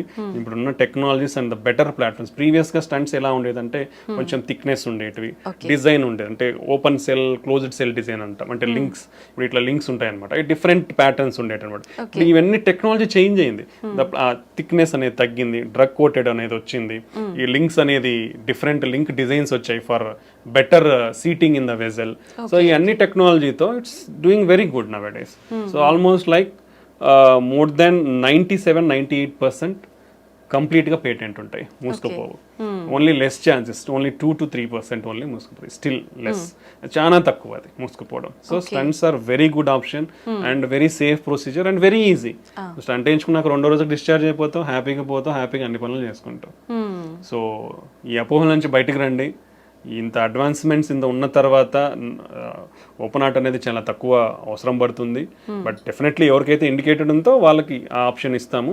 But majority of the people we can do stunting and lot of technologies is they. ప్రతి వేజల్ని కూడా ఓపెన్ చేయొచ్చు ఇప్పుడున్న మనకున్న టెక్నాలజీ అయితే. So that is my advice. Okay sir, ఒకసారి స్టంట్ అయిన తర్వాత కానీ, ఓపెన్ హార్ట్ సర్జరీ అయిన తర్వాత కానీ పేషెంట్ ఎన్ని మంత్స్కి ఒకసారి చెకప్ చేయించుకోవాల్సి ఉంటుంది?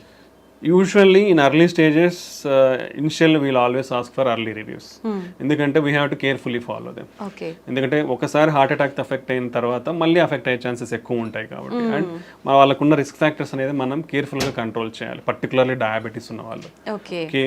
ఇనిషియల్లీ ఎవ్రీ మంత్లీ రావడం చాలా మంచిది, సో దట్ మీకు మీ బీపీ కంట్రోల్ కానీ, షుగర్ కంట్రోల్ కానీ, కొలెస్ట్రాల్ కంట్రోల్ కానీ స్ట్రిక్ట్గా చేయడం వల్ల మీకు ఫ్యూచర్లో ప్రాబ్లమ్స్ లేకుండా ఉంటుంది.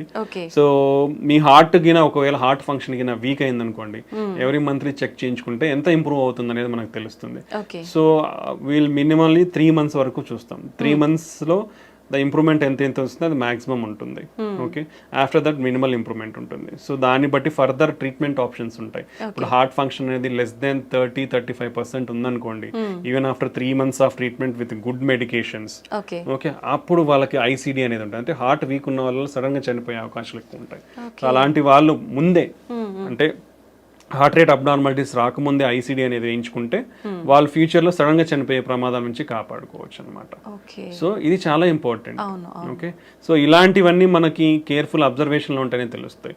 ఇప్పుడు షుగర్ ఉన్న వాళ్ళు 3 monthsకి వచ్చారనుకోండి, అన్కంట్రోల్డ్ షుగర్ ఉంటే వేసిన స్టంట్లు కానీ గ్రాఫ్ట్స్, బైపాస్ గ్రాఫ్ట్లు కానీ ఫెయిల్ అయిపోతాయి. ఇవన్నీ చాలా ఇంపార్టెంట్ కాబట్టి ఇనిషియల్గా around 3 to 6 months every monthly visit will help them. అంటే that also depends on the patient condition బట్టి, సిమ్టమ్స్ బట్టి డాక్టర్ అడ్వైస్ చేస్తారు.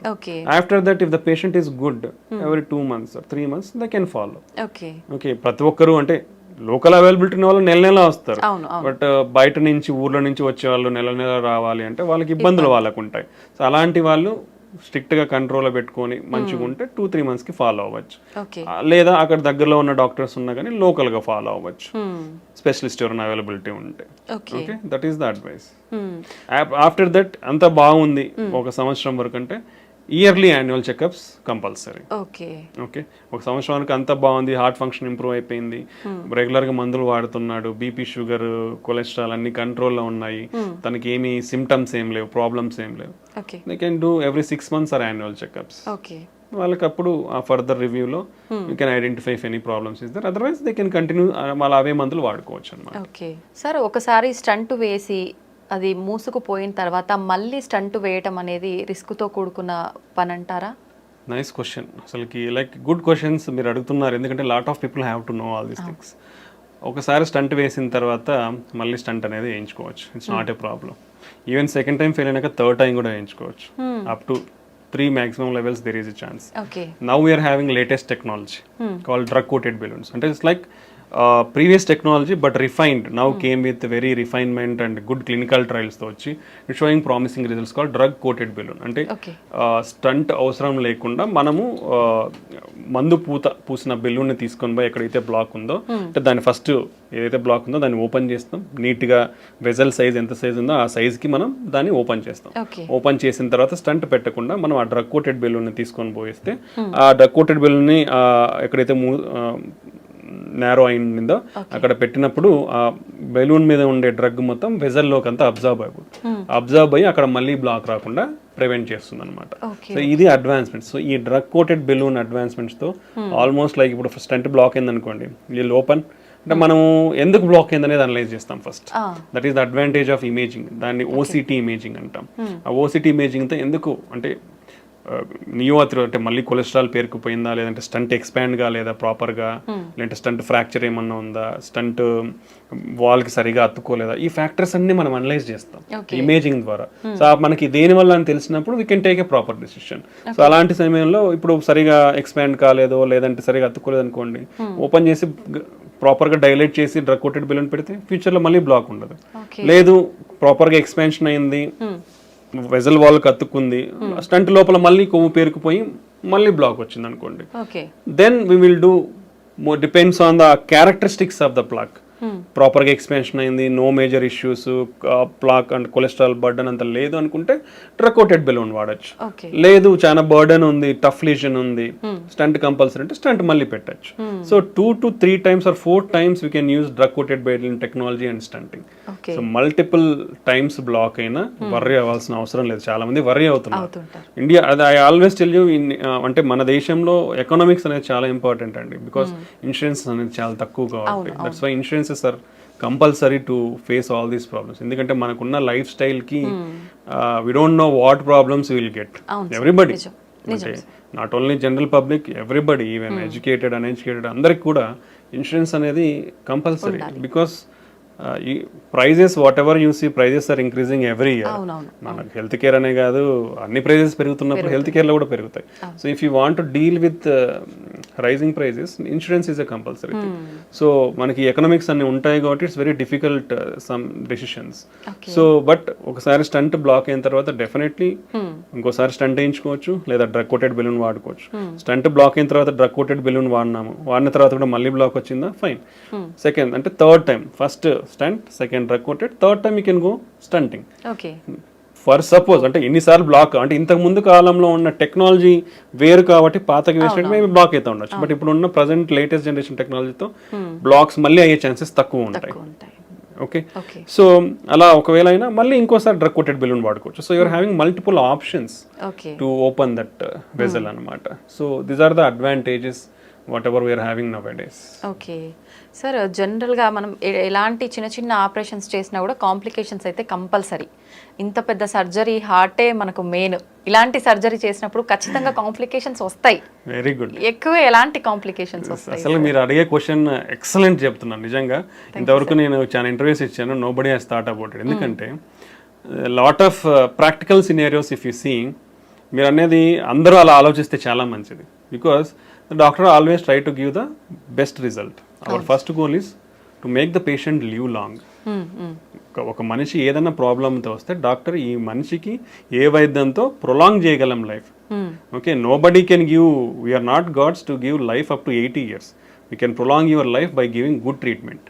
ఓకే, సో ఎనీ ప్రొసీజర్, అంటే మీరు చిన్న ఇక్కడ ఏదో కాలికి సర్జరీ చేసినా, లేదా చేతికి చేసినా, చిన్న పొట్టకి సర్జరీ చేసినా, ఓకే, చిన్న ముక్కు సర్జరీ చేసినా రిస్క్ ఉంది, కంటి సర్జరీ చేసినా రిస్క్ ఉంది. బట్ హార్ట్ అనేది ఎంత వైటల్ ఆర్గన్, అంటే నీ బాడీ మొత్తానికి పంప్ చేస్తుంది హార్ట్.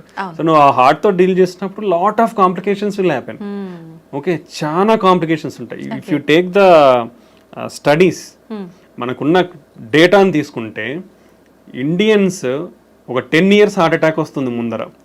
ఓకే, 30 నుంచి 35 సంవత్సరాల తర్వాత మన ఇప్పుడున్న జనరేషన్లో రిస్క్ ఫ్యాక్టర్స్ ఉన్నది. If you compare previously some years back, ఇప్పుడు మన రిస్క్ ఫ్యాక్టర్స్ అనేది అసలు కంటిన్యూస్ రైజింగ్ ట్రెండ్లో ఉన్నాయి, అంటే అంత ఫాస్ట్గా పెరుగుతున్నాయి. యునో అవర్ ఏజింగ్ పాపులేషన్, ఇంతకుముందు యూఎస్లో 75 years ఏజ్ డబుల్ కానికి 65 పట్టింది. అంటే ఆ పాపులేషన్, ఏజ్డ్ పాపులేషన్ డబుల్ కానికి 65 years పట్టింది. ఇండియాలో ఎవ్రీ 25 yearsకి డబుల్ అవుతుంది. ఎవ్రీ 25 yearsకి 50 years more than aged population is doubling in India. Lot of, and ఎవరైతే హార్ట్ అటాక్ తో ప్రజెంట్ అవుతున్నారో compare to western countries or European countries, ఇక్కడ డబుల్ కాంప్లికేషన్స్ ఉంటున్నాయి. అంటే మన జెనెటిక్ ప్రొఫైల్, మన రిస్క్ ప్రొఫైల్ అనేది చాలా ఎక్కువ ఉంది ఇక్కడ. సో కాంప్లికేషన్స్ అనే రేట్స్ కూడా ఎక్కువ ఉన్నాయి. So compared to others, we are having higher complication rates. These are because of our lifestyle and our genetic factors and demographic factors. So heart is a very vital organ. So endukante everything will happen in seconds andi ikkada. So we take that much precaution to do any procedure, either in stunting kani ante lot of procedures. If we count, I will take some 30 40 50 procedures and I will name it. అంటే not only stunting ఒకటే కాదు, కార్డియాలజీలో ఉండేది heart holes ఉంటాయి. Heart holes ని close చేస్తాం, దాంట్లో different రకాల heart holes ఉంటాయి. లేదా ఈ వాల్స్ అనేది నేరో అయిపోతాయి, నేరో అయినప్పుడు బెలూన్ తీసుకుని పోయి ఓపెన్ చేస్తాం. ఓకే, ఇవి ఉంటాయి. పేస్ మేకర్స్ ఉంటాయి, ఐసిడీస్ ఉంటాయి. ఓకే, ఇలాంటి చాలా ప్రొసీజర్స్ ఉన్నాయి కార్డియాలజీలో. So without the need of open heart surgery we are doing all these things. So ఇలాంటి అయ్యే టైంలో రిస్క్ అనేది డెఫినెట్లీ ఉంటుందండి. బట్ లాట్ ఆఫ్ ప్రికాషన్స్ తీసుకుని, అంటే ఇప్పుడు బీపీ పడిపోతుందంటే బీపీ కోసం ఒక బెలూన్, ఐఏబీపీ బెలూన్ అనేది ఇండియాలో రీజనబుల్ కాస్ట్ దొరుకుతుంది. ఇంపెల్లా అని ఉంటుంది కానీ it's very costly. It's like lot of people it is unreachable నౌడేస్ till now, even ఇప్పుడు కూడా. సో ఐఏబీపీ బెలూన్స్ రెడీగా పెట్టుకుంటాం. హార్ట్ రేట్ పడిపోయే ఛాన్స్ ఉండొచ్చు. హార్ట్ రేట్ పడిపోనికి పేస్ మేకర్ అనేది రెడీగా ఉంటుంది. ఒకవేళ డెఫినెట్లీ అవుతుందని తెలిసినప్పుడు ముందే పేస్ మేకర్ పెడతాం. లేదా బీపీ పడిపోతుందంటే ముందే బీపీ బెలూన్ సపోర్ట్ కోసం పెట్టుకుంటాం. బీపీ కోసం ఇంజెక్షన్స్ రెడీగా పెట్టేసుకుంటాం. Okay, kidney failure, kidney creatinine levels అబ్నార్మల్గా ఉన్నాయంటే దానికి స్పెసిఫిక్ కాంట్రాస్ట్ ఉంటాయి, విజీ ప్యాక్ అంటాం. సో అవి స్పెసిఫిక్ అంటే కిడ్నీ డ్యామేజ్ కాకుండా ప్రికాషనరీ మెజర్స్ తీసుకొని స్టార్ట్ చేస్తాము. ఓకే, దెన్ హార్ట్ రేట్ సడన్గా పెరిగే ఛాన్స్ ఉండొచ్చు. సడన్గా పెరిగే ఛాన్స్ ఉంటే సడన్గా అది షాక్ ఇస్తే కంట్రోల్ చేయడానికి డిఫిబ్రిలేటర్ రెడీ ఉంటుంది. ఓకే, దెన్ పేషెంట్కి సడన్గా ఆయాసం రావచ్చు. ఆయాసం వస్తే ట్యూబ్ వేసుకొని వెంటిలేటర్, మిషన్, అనస్థీషియా రెడీ ఉంటారు. ఓకే, దెన్ బీపీ సడన్గా పెరిగే ఛాన్స్ ఉంటుంది. బీపీ తగ్గించడానికి సడన్గా మెడికేషన్స్ రెడీగా ఉంటాయి. How many precautions we are taking. మా క్యాత్ ల్యాబ్స్ అంటే ఈ ప్రొసీజర్స్ చేసేటప్పుడు we are having minimum of 7 to 8 persons there. For doing a procedure, we are a team of 7 to 8 members. Not a single person we are doing. Because to bring the patient back to normal, we keep all efforts whatever it is there. So ఇట్లాంటి risks అనేది ఉంటాయండి. ఈ risks అన్ని కూడా less than 1%, 2% లో చేస్తున్నాం మేము. Okay, hardly less than 1%. Okay, so 100లో ఒకరికి. It's very rare. అంత మినిమైజింగ్ కాంప్లికేషన్స్తో we are doing with good success rates. So ఇవన్నీ ఉంటాయండి, అందరూ తెలుసుకోవాలి ఇది. ఎందుకంటే హార్ట్ అనేది చాలా వైటల్ ఆర్గన్. ఎందుకంటే ఇప్పుడు కొట్టుకుంటుందండి, సడన్ గా అయిపోతే అయిపోయినట్టు. Okay, it can happen any time. Surgery అప్పుడే కాదు, ఇంట్లో ఉన్నప్పుడే. ఇప్పుడు హార్ట్ అటాక్స్ లో 50% హాస్పిటల్ రాకముందే చనిపోతున్నారు. ఆల్రెడీ నీ హార్ట్ డ్యామేజ్ అయిపోయి మనం లేట్ గా ప్రజెంట్ అయిపోయి హాస్పిటల్కి ఇలా ప్రజెంట్ అయినప్పుడు రిస్క్ ఎక్కువ ఉంటుంది. If it see the data, మనం మళ్ళీ if you come to the whatever data is available till now, heart attack low BP పడిపోయింది అనుకోండి, high risk of death. 40 to 50% of the cases will go to die. ఎక్కువ chances ఉంటాయి. 40 to 50% recover అవుతారు with simple medications or just going stenting. But rest of the 40-50% in heart attack with cardiogenic shock అంటాం, అంటే BP పడిపోయినప్పుడు. In rest of the 40 to 50%, around 75 to 80% are going to die whatever the treatment you give. That is the risk profile in heart attack. So ఎప్పుడైనా heart ఇంటర్వెన్షన్స్ని ఆ విధంగా చూడండి, అన్నీ తెలుసుకోండి. అంటే always we explain the patient before taking any surgery. I think this is a platform I am getting. I just want to tell the people, అంటే అందరికీ అర్థం అవ్వాలి అంటే ఎంత రిస్క్ ఉంటుంది హార్ట్ సర్జరీలలో కానీ హార్ట్ స్టంటింగ్లలో కానీ. స్టంటింగ్ అనేది రియర్లీ అంటే వెరీ లెస్ కాంప్లికేటెడ్ ప్రొసీజర్స్ లాగానే we are doing very good results, we are giving good results. But still some risk will be there. మనము చిన్న కాలో ఏలో ఏ చిన్న ముక్కు సర్జరీ చేయించుకున్న రిస్క్ చెప్తా ఉన్నారు. హార్ట్కి ఉన్నప్పుడు డెఫినెట్లీ రిస్క్ అనేది ఉంటుంది. బట్ ఈవెన్ దెన్ అవన్నీ ప్రికాషనరీ మెజర్స్ తీసుకొని we always do very safely and wheel always bring the patient a good life. ఇది కంపల్సరీ. అందరూ మీలాగా ఆలోచిస్తే definitely doctors will be always be happy. Sir 7 to 8% ఖచ్చితంగా అక్కడ ఉండి పేషెంట్ని క్యూర్ చేయడానికే వాళ్ళ ప్రయత్నం అంతా చేస్తుంటారు. అసలు నార్మల్గా హార్ట్ సర్జరీ చేసేటప్పుడు స్టంట్స్ ఇలాంటి హార్ట్కి సంబంధించినవి ఏదైనా చేసేటప్పుడు జనరల్గా ఎంత సమయం పడుతుంది సార్? అంటే డిపెండ్స్ ఆన్ ద లిజన్ అండి. నేను ఆల్రెడీ మీకు ఇప్పుడు చెప్పాను. So lesions are different. Fibrous plaque అంటాం, ఫ్యాటీ ప్లాక్ అంటాం, క్యాల్సిఫిక్ ప్లాక్ అంటాం. ఇప్పుడు like and number of the blocks, single block ఉందా? ఇప్పుడు లెఫ్ట్ సైడ్ లో 2 మేజర్ వెజల్స్ ఉంటాయి. లెఫ్ట్ సైడ్ లోనే 2-3 బ్లాక్స్ ఉన్నాయా? రైట్ సైడ్ కూడా ఉందా? ఓకే, ఇప్పుడు 3 బ్లాక్స్ ఉన్నాయి. ఇప్పుడు సింపుల్ లిజన్స్ అనుకోండి, it may take around 1 hour or 1.5 hours. If like calcium lesions, we need to use additional treatments like the calcium కి we will call as rotational atherectomy అంటాం. Drill చేసుకుంటూ పోతుంది. ఇంకోటి orbital atherectomy, అది కూడా ఇంకో mechanism తో డ్రిల్ చేస్తుంది. ఇంకోటి ఇంట్రావాస్కులర్ లిథోట్రిప్సీ అంటాం, అంటే ఒక అల్ట్రాసోనిక్ వేవ్స్ తో ఒక బెలూన్ ని తీసుకొని పోయి దాన్ని కాల్షియం ఏదైతే స్ట్రాంగ్ సిమెంట్ లాగా ఉంటుందో దాన్ని బ్రేక్ చేస్తాం అన్నమాట. అదొక మెథడాలజీ ఉంది. సో ఇలాంటి అడిషనల్ టెక్నిక్స్ లేదా ఇమేజ్ గైడింగ్ అనేది వాడినప్పుడు కానీ సో ఇలాంటి టైంలలో it may take longer time, sometimes 3 to 4 hours. Like if you see like bifurcation, ఇప్పుడు ఒక వెజల్ ఇట్లా వస్తుంది, ఇక్కడ నుంచి ఇంకో బ్రాంచ్ ఇట్లా వస్తుంది. సో ఇక్కడ బ్లాక్ ఉంది, ఇక్కడ బ్లాక్ ఉంది. ఈ రెండింటిని స్టంట్ వేయాలి. తీసుకోవాలి బైఫర్కేషన్ స్టంటింగ్ అంటాం. ఇంకోటి లెఫ్ట్ మెయిన్ వెజల్ స్టంటింగ్ అంటాం, అంటే main vessel it will supply almost like 70% of the blood supply to the heart. Okay, అలాంటి సినారియో. లేదంటే క్రానిక్ టోటల్ అక్లూజన్స్ అని చెప్పాను, సిటీఓస్ అంటాం. అంటే అది మూసుకుపోయి more than 3 months to 1 year or sometimes 7 years or 10 years కూడా అయి ఉండొచ్చు. బట్ పేషెంట్కి తెలియదు ఒక్కొక్కసారి because of probably some protective phenomenon will be there. Definitely there are some protective phenomena in our heart. అంటే ఇప్పుడు రైట్ సైడ్ ప్రాబ్లమ్ మూసుకుపోయింది అనుకోండి, ఇప్పుడు ఇదంతా వెజల్, ఇక్కడ నుంచి బ్లడ్ వెజల్ ఉంది, ఇక్కడ మూసుకుపోయింది, ఇక్కడ నుంచి బ్లడ్ సప్లై రాదు. సో లెఫ్ట్ సిస్టమ్ నుంచి వస్తుంది మనకి. సో లెఫ్ట్ సిస్టమ్ నుంచి ఇక్కడ వరకు వస్తుంది. So that is a protective mechanism. So initial stages లో మూసుకుపోయిన ప్రొటెక్టివ్ మెకానిజం ఉండడం వల్ల దానికి పెద్ద సిమ్టమ్స్ తెలియవు. బట్ అనే లాంగ్ టర్మ్ ఇటుపక్క కూడా బ్లాక్ ఏర్పడింది, అప్పుడు తనకి బ్లడ్ సప్లై అనేది తగ్గుతుంది కాబట్టి సిమ్టమ్స్ అనేది మేనిఫెస్ట్ అవుతాయి. సో ఇలాంటి లీజన్స్ ట్రీట్ చేసినప్పుడు 3 to 4 hours అనేది పడుతుంది. ఓకే సార్, చాలా మందిలో ఎక్కువగా వింటుంటాం ఎర్లీ మార్నింగ్స్ టైంలో నిద్రలో ఉన్నప్పుడు మాత్రమే హార్ట్ అటాక్స్ వస్తుంటాయి అని చెప్పి. ఎందుకని ఆ టైంలోనే ఎక్కువగా జరుగుతూ ఉంటుంది సార్? ఆ టైంలోనే వస్తాయి అనేది ఏం లేదు, any time can come, depends on our lot of hormonal influences and physical and environmental factors. But mostly morning there are some hormonal changes will be there that will contribute to heart attacks in the morning times లో కొంచెం ఎక్కువ ఉండే అవకాశం. Some times winter seasons లో it will cause వ్యాసోస్, ఇప్పుడు చలి ఉందనుకోండి vessels cause వ్యాసోస్పాజం. So అలాంటప్పుడు కొంచెం ఎక్కువ వచ్చే అవకాశం ఉంటుంది.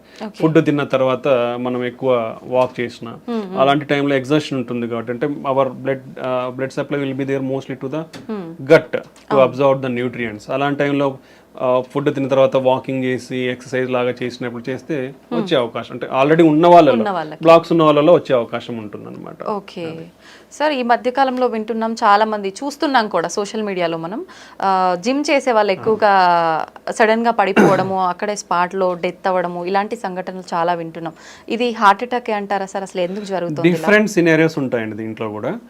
Like if you speak like athletes, sudden death in athletes అనే ఒక టాపిక్ ఉంటుంది. సో ఏంటంటే వాళ్ళలో కొన్ని underline structural abnormalities of the heart ఉండొచ్చు, బికాస్ ఆఫ్ వాళ్ళు చెక్ చేయించుకొని ఉండొచ్చు. కొందరిలో జెనెటిక్ ఛానలోపతిస్ అంటే అరిథమిక్ హార్ట్ రేట్ అబ్నార్మాలిటీస్ ఉండే ఛాన్స్ ఉండొచ్చు. సో ఇలాంటి కారణాలు కూడా జరుగుతాయి. But work heavy intense exercise చేసినప్పుడు ఏమవుతుందంటే మన హార్ట్ అనేది చాలా అగ్రెసివ్గా వర్క్ చేయాల్సి ఉంటుంది బికాస్ ఆఫ్ రిక్వైర్మెంట్, బాడీకి బ్లడ్ అందాలి కాబట్టి. సో అప్పుడు ఏమవుతుంది, సప్లై డిమాండ్ మిస్ మ్యాచ్ అవుతుంది. ఓకే, సప్లై డిమాండ్ మిస్, ఇప్పుడు చిన్న ప్రాబబ్లీ వాళ్ళకి ఆల్రెడీ అన్డిటెక్టెడ్, ఇప్పుడు అండర్ డయాగ్నోస్ బ్లాక్స్ ఉన్నాయి అనుకోండి, అప్పుడు ఏమవుతుంది, సప్లై డిమాండ్ మిస్ మ్యాచ్ అయ్యి హార్ట్ ఫంక్షన్ అనేది తగ్గే ఛాన్స్ ఉంటుంది బ్లడ్ సప్లై తగ్గడం వల్ల. అదే ఒక మెకానిజం. సో క్రానిక్ గా ఎక్సర్సైజ్ చేసే వాళ్ళకి ఏంటంటే మజిల్ థిక్నెస్ అనేది కొంచెం ఎక్కువ ఉంటుంది అనమాట, హైపర్ట్రోఫీ ఉంటుంది. అలాంటప్పుడు ఏంటి, ఆ థిక్ అండ్ మజిల్ కంప్రెషన్ ఎక్కువ ఉండి వ్యాసోస్పాజం అంటే బ్లడ్ వెజల్స్ కూడా కంప్రెస్ అయ్యే ఛాన్స్ ఉండొచ్చు. అండ్ వర్క్ లోడ్ ఎక్కువ ఉంటుంది కాబట్టి అక్కడ కూడా సప్లై డిమాండ్ మిస్ మ్యాచ్ ఉంటుంది. ఒకసారి ఎక్సర్సైజ్ చేసినప్పుడు ఏమవుతుందంటే స్పాంటేనియస్ కొరనరీ డిసెక్షన్స్ ఉంటాం, అలా అంటే కోతలు కోసుకుపోయే అవకాశం ఉంటుంది. బీపీ హార్ట్ రేట్ అన్ని ఎక్కువ అయిపోతాయి కదా. సో ఆ బీపీ హార్ట్ రేట్ ఎక్కువైనప్పుడు అలా జరిగే అవకాశం ఉండొచ్చు. Sometimes arrhythmic syndromes already ఇప్పుడు మనం ఎక్సర్సైజ్ చేసినప్పుడు హార్ట్ రేట్ పెరిగిపోతుంది, సమ్ టైమ్స్ అది ఇంకా ఎక్కువ పెరిగిపోవడం వల్ల సడన్ డెత్ అయ్యే ఛాన్స్ ఉండొచ్చు. డిహైడ్రేషన్ ఉంటుంది, డిహైడ్రేషన్ ఎలక్ట్రోలైట్ అబ్నార్మాలిటీస్ వల్ల జరిగే అవకాశం ఉండొచ్చు. సో వీళ్ళలో అన్డిటెక్టెడ్ ఏమన్నా కొరనరీ అనామలీస్ కానీ ఇట్లా ఏదన్నా ఉంటే అది కంప్రెషన్ అవ్వడం వలన ఈ విధంగా కూడా బ్లడ్ సప్లై తగ్గడం వల్ల సడన్ గా చనిపోయే అవకాశం ఉండొచ్చు అనమాట. So better evaluate yourself before doing intense workouts. మనం already we discussed heavy intense workouts are not much required. Minimum of 150 minutes per week, 75 minutes of high intense workouts per week is enough. So you can take gaps between doing intense workouts. You can limit yourself up to what level you can do. So ఆ precautionary అన్ని తీసుకొని then under strict guidance there should be some person, మీరు ఇలా చేసేటప్పుడు ఒక strict person who knows how to మనం resuscitation అంటాం. Suppose in case ఏదైనా జరిగితే at least they know how to do a CPR and until the medical facility arrives at you. So ఇవన్నీ setup ఉండి ప్రికాషనరీగా ఉన్న తర్వాతనే హై ఇంటెన్స్ వర్కౌట్స్ అనేది వెళ్ళడం మంచిది అనమాట. ఓకే సార్, కరోనాకి ఎఫెక్ట్ అయిన వాళ్ళలో ఎక్కువగా గుండె జబ్బులు వస్తున్నాయని చెప్పి వింటున్నాం, ఇదంతా నిజమే అంటారా? దేర్ ఆర్ సమ్ మెకానిజమ్స్ అండి, అంటే దాని వల్లనే వస్తున్నాయి అని అయితే ఏమీ మనం చెప్పలేం, but there is a possibility is there.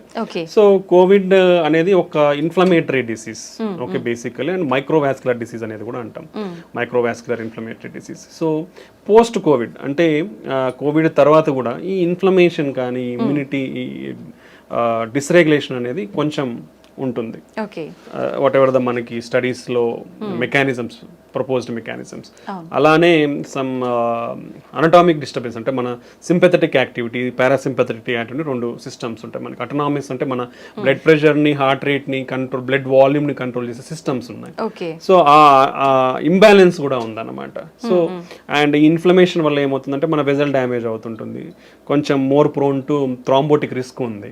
So ఈ అండర్లయింగ్ మెకానిజమ్స్ వల్ల కోవిడ్ తర్వాత కూడా కొంచెం అంటే పర్టికులర్లీ ఈ రిస్క్ కూడా ఎవరిలో ఎక్కువ ఉంటుంది అంటే రిస్క్ ఫ్యాక్టర్స్ ఉన్న వాళ్ళల్లో already sugar, BP, cholesterol problem, kidney problems, old age ఉన్న వాళ్ళు, ఆల్రెడీ హెల్త్ ఇష్యూస్ ఉన్న వాళ్ళల్లో కొంచెం ఇవి ఎక్కువగా చూపిస్తా ఉందన్నమాట. అదర్వైజ్ రెస్ట్ ఆఫ్ ద పీపుల్లో అంత ఎఫెక్ట్స్ మనకి, ఇలాంటి వాళ్ళలో కొంచెం ఎఫెక్ట్స్ ఉండే అవకాశం అయితే ఉంటుందన్నమాట. సో పోస్ట్ కోవిడ్ ఈ విధంగా జరిగే అవకాశం కనిపిస్తా ఉంది. ఓకే సార్, వంశ పారపర్యంగా కూడా మనకు జెనెటిక్స్ని బట్టి హార్ట్ అటాక్ వచ్చే ఛాన్స్ ఉంటుందని అయితే వింటున్నాం.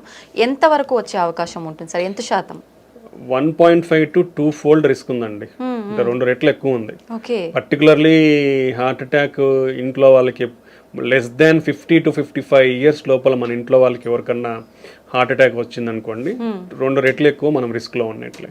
Okay, so lot of people are recognizing that thing. ఫ్యామిలీలో చాలా మంది కూడా మేము చూస్తుంటాం ప్రాక్టీస్లో, they will come and regularly check themselves. So compulsory definitely genetic factories అనేది చాలా ఇంపార్టెంట్ అండి.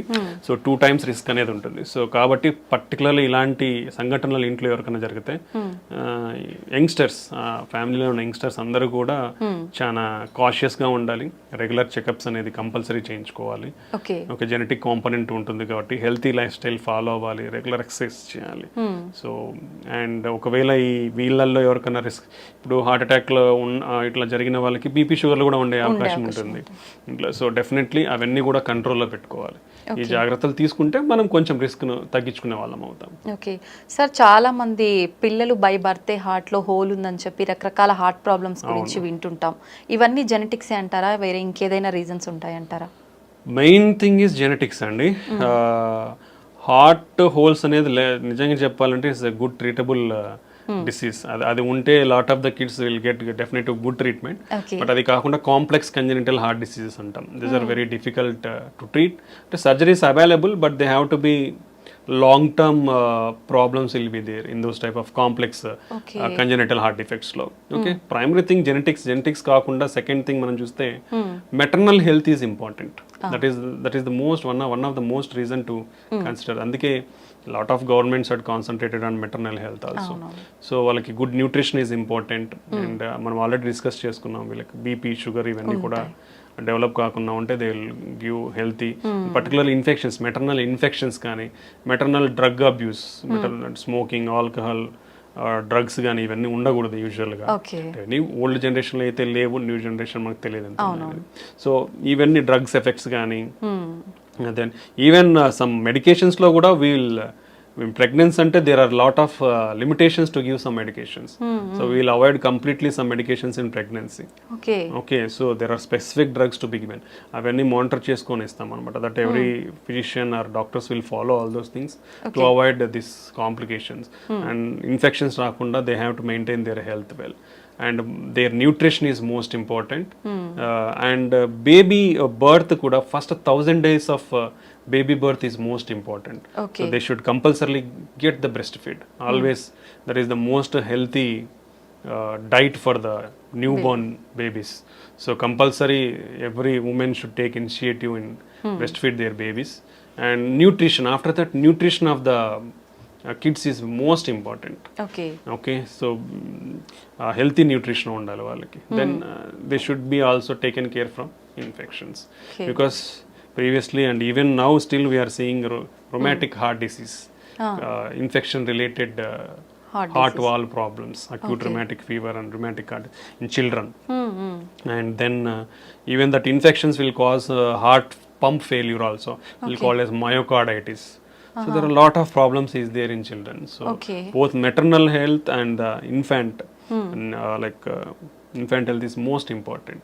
ఈ జాగ్రత్తలు తీసుకుంటే కొంచెం జెనెటిక్ ఫ్యాక్టర్స్ ఎనీవే మనం అవాయిడ్ చేయలేము కాబట్టి దీనివల్ల కొంచెం రిస్క్ తగ్గించుకునే అవకాశం ఉండొచ్చు. ఓకే, మీరు ఇందాక కూడా చెప్పారు ఖచ్చితంగా మనము డైట్ ఎక్సర్సైజ్ అనేది ఇంపార్టెంట్. డైలీ రొటీన్ ఏ విధంగా ఉంటే ఇలాంటి ఇష్యూస్ రాకుండా కొంతవరకు కాపాడుకోవచ్చు అంటారు సార్? అంటే there is no specific thing for us. See ఒక్కొక్కరి dietary pattern if even okay different states ఒక స్టేట్ లో తీసుకుంటే district dietary pattern is completely different ఉంటుంది. So based on your local diet, lot of people our staple diet is rice. In rice itself you can go better for unpolished rice. Okay, and quantity, how much of quantity you are taking. మనము we are usually 3 meals అందరికి ఇది standard మనకి ఇక్కడ. ఆ 3 meals ని ఎలా తీసుకుంటామంటే మనం overload. అంతే. So that's not good. So every 3 meals మధ్యలో keep 1 snack meal. Okay, small snack meal, so that you can reduce the amount here. So ఒకేసారి ఎక్కువ తీసుకునేది అనేది తగ్గుతుంది. So take limited food multiple times rather than taking heavy food at only 3 times. That is one of the important thing where we can concentrate and change our lifestyle. That will reduce. And our snacks kuda you can take raw vegetables or only fruits, or you can take nuts. So these healthy nuts. Don't go for processed foods. Don't go for like ready to eat, ready to made foods. Those are all unhealthy, and it's only for చెప్పాను కదా, easy availability is causing lot of problems. అంతే sir. Okay, so దీన్ని prevent చేసుకోవాలంటే ఈ measures తీసుకుంటే food లో మనం. And now previous కాలంలో మనం చాలా మంది చెప్పేది వింటాం, మిల్లెట్స్ ఎక్కువ తినేవాళ్ళు మన గ్రాండ్ పేరెంట్స్ కూడా. ఆఫ్టర్ దట్ రైస్ అనేది వచ్చింది. So better you can take parts of the millets and cereals and pulses in to our food. చాలా తక్కువ తీసుకుంటాం అందరం. You should increase all these things. Beans కానీ kidney beans, or a lot of different types of beans is there. So we can increase all those diet in our food. So ala cheyadam valla we can take a more healthy food and restrict your non-vegetarian. ఇప్పుడు రోజు బిర్యానీలు తినే వాళ్ళు ఎంతమంది ఉన్నారు, వేలల్లో ఉంటారు. So that's not healthy. Okay, so you can reduce your non vegetarian. Previously only weekly once తినేవాళ్ళు. That's good really. Nowadays daily non veg లేనిదే ముద్ద కూడా దిగని వాళ్ళు చాలా మంది ఉంటారు. So that's not a good habit. we already discussed చేప అంటే ఫిష్ కానీ పౌల్ట్రీ కానీ 2 to 3 times. అంటే 2 to 3 times అంటే 3 days కాదండి, 2 to 3 servings. It is called 2 to 3 servings per week. Okay, అది important. That is important, not days. 2 to 3 servings per week is okay. Okay, ఈ changes in the diet తీసుకుంటే we'll stay healthy. And exercise definitely at least spare 30 minutes. You do simple walk or brisk walk, or spare 30 minutes for your health per day. At least 6 days a week. Sunday you can enjoy wherever. At least 6 days a week, spare 30 minutes a day. Just if you are not having any equipment or nothing, do normal walk or do small brisk walk. That will maintain you healthy. And if anybody is really interested, average people life style ప్రకారం, ఇప్పుడు అందరున్న life style ప్రకారం ఎన్ని steps నడుస్తున్నారు చెప్పదా? 2000 to 3000 steps కంటే నడవట్లేదండి, ఇంకా తక్కువ నడుస్తున్నారు. That is unhealthy. minimum to minimum maintain around 5,000 to 6,000 steps per day. If you are really have time, go for at least 10,000 steps per day. That will still have some more benefits. So ivanni kuda important. Exercise is definitely a part and parcel of our this thing. Along with that, you can practice meditation or yoga. Yoga is having a lot of good beneficial effects on the health and mind. So you can do yoga and meditation. So at least ante oka 1 hour, like 30 minutes some exercise, 15 minutes some yoga, 15 minutes some meditation. You'll get that peace of mind and you can reduce your stress levels. You can control అంటే మన risk factors ని control చేసుకోవచ్చు. ఇలా చాలా వాటికి ఉపయోగపడుతుంది అన్నమాట. Okay, నిజంగా చాలా మంచి వాల్యుబుల్ ఇన్ఫర్మేషన్ అయితే మా ప్రేక్షకుల కోసం ఇచ్చారు sir. Thank you very much. Thank you అండి, thank you very much. And for more videos, please subscribe to iDream. Please subscribe to iDream. Please subscribe iDream. And please subscribe to iDream. For more videos, subscribe to iDream. please like, share and subscribe to the channel. Congratulations, iDream. Subscribe to iDream. Subscribe to iDream. So subscribe to iDream Media. iDream ki iDream team andarki huge congratulations. Please subscribe iDream Media. Please subscribe to iDream. Subscribe iDream. Please subscribe to iDream. iDream అంటే నా కళల channel subscribe చేసుకున్న నోరు తిరుగుతలేదు, మీరైతే గంట గుర్తు కొట్టండి. For more such videos, please subscribe to iDream. Subscribe to iDream. Please subscribe to iDream. Please subscribe iDream Media. Please do subscribe to iDream. Please subscribe to iDream Media. For best entertainment and information, please subscribe iDream. And don't forget to subscribe to iDream.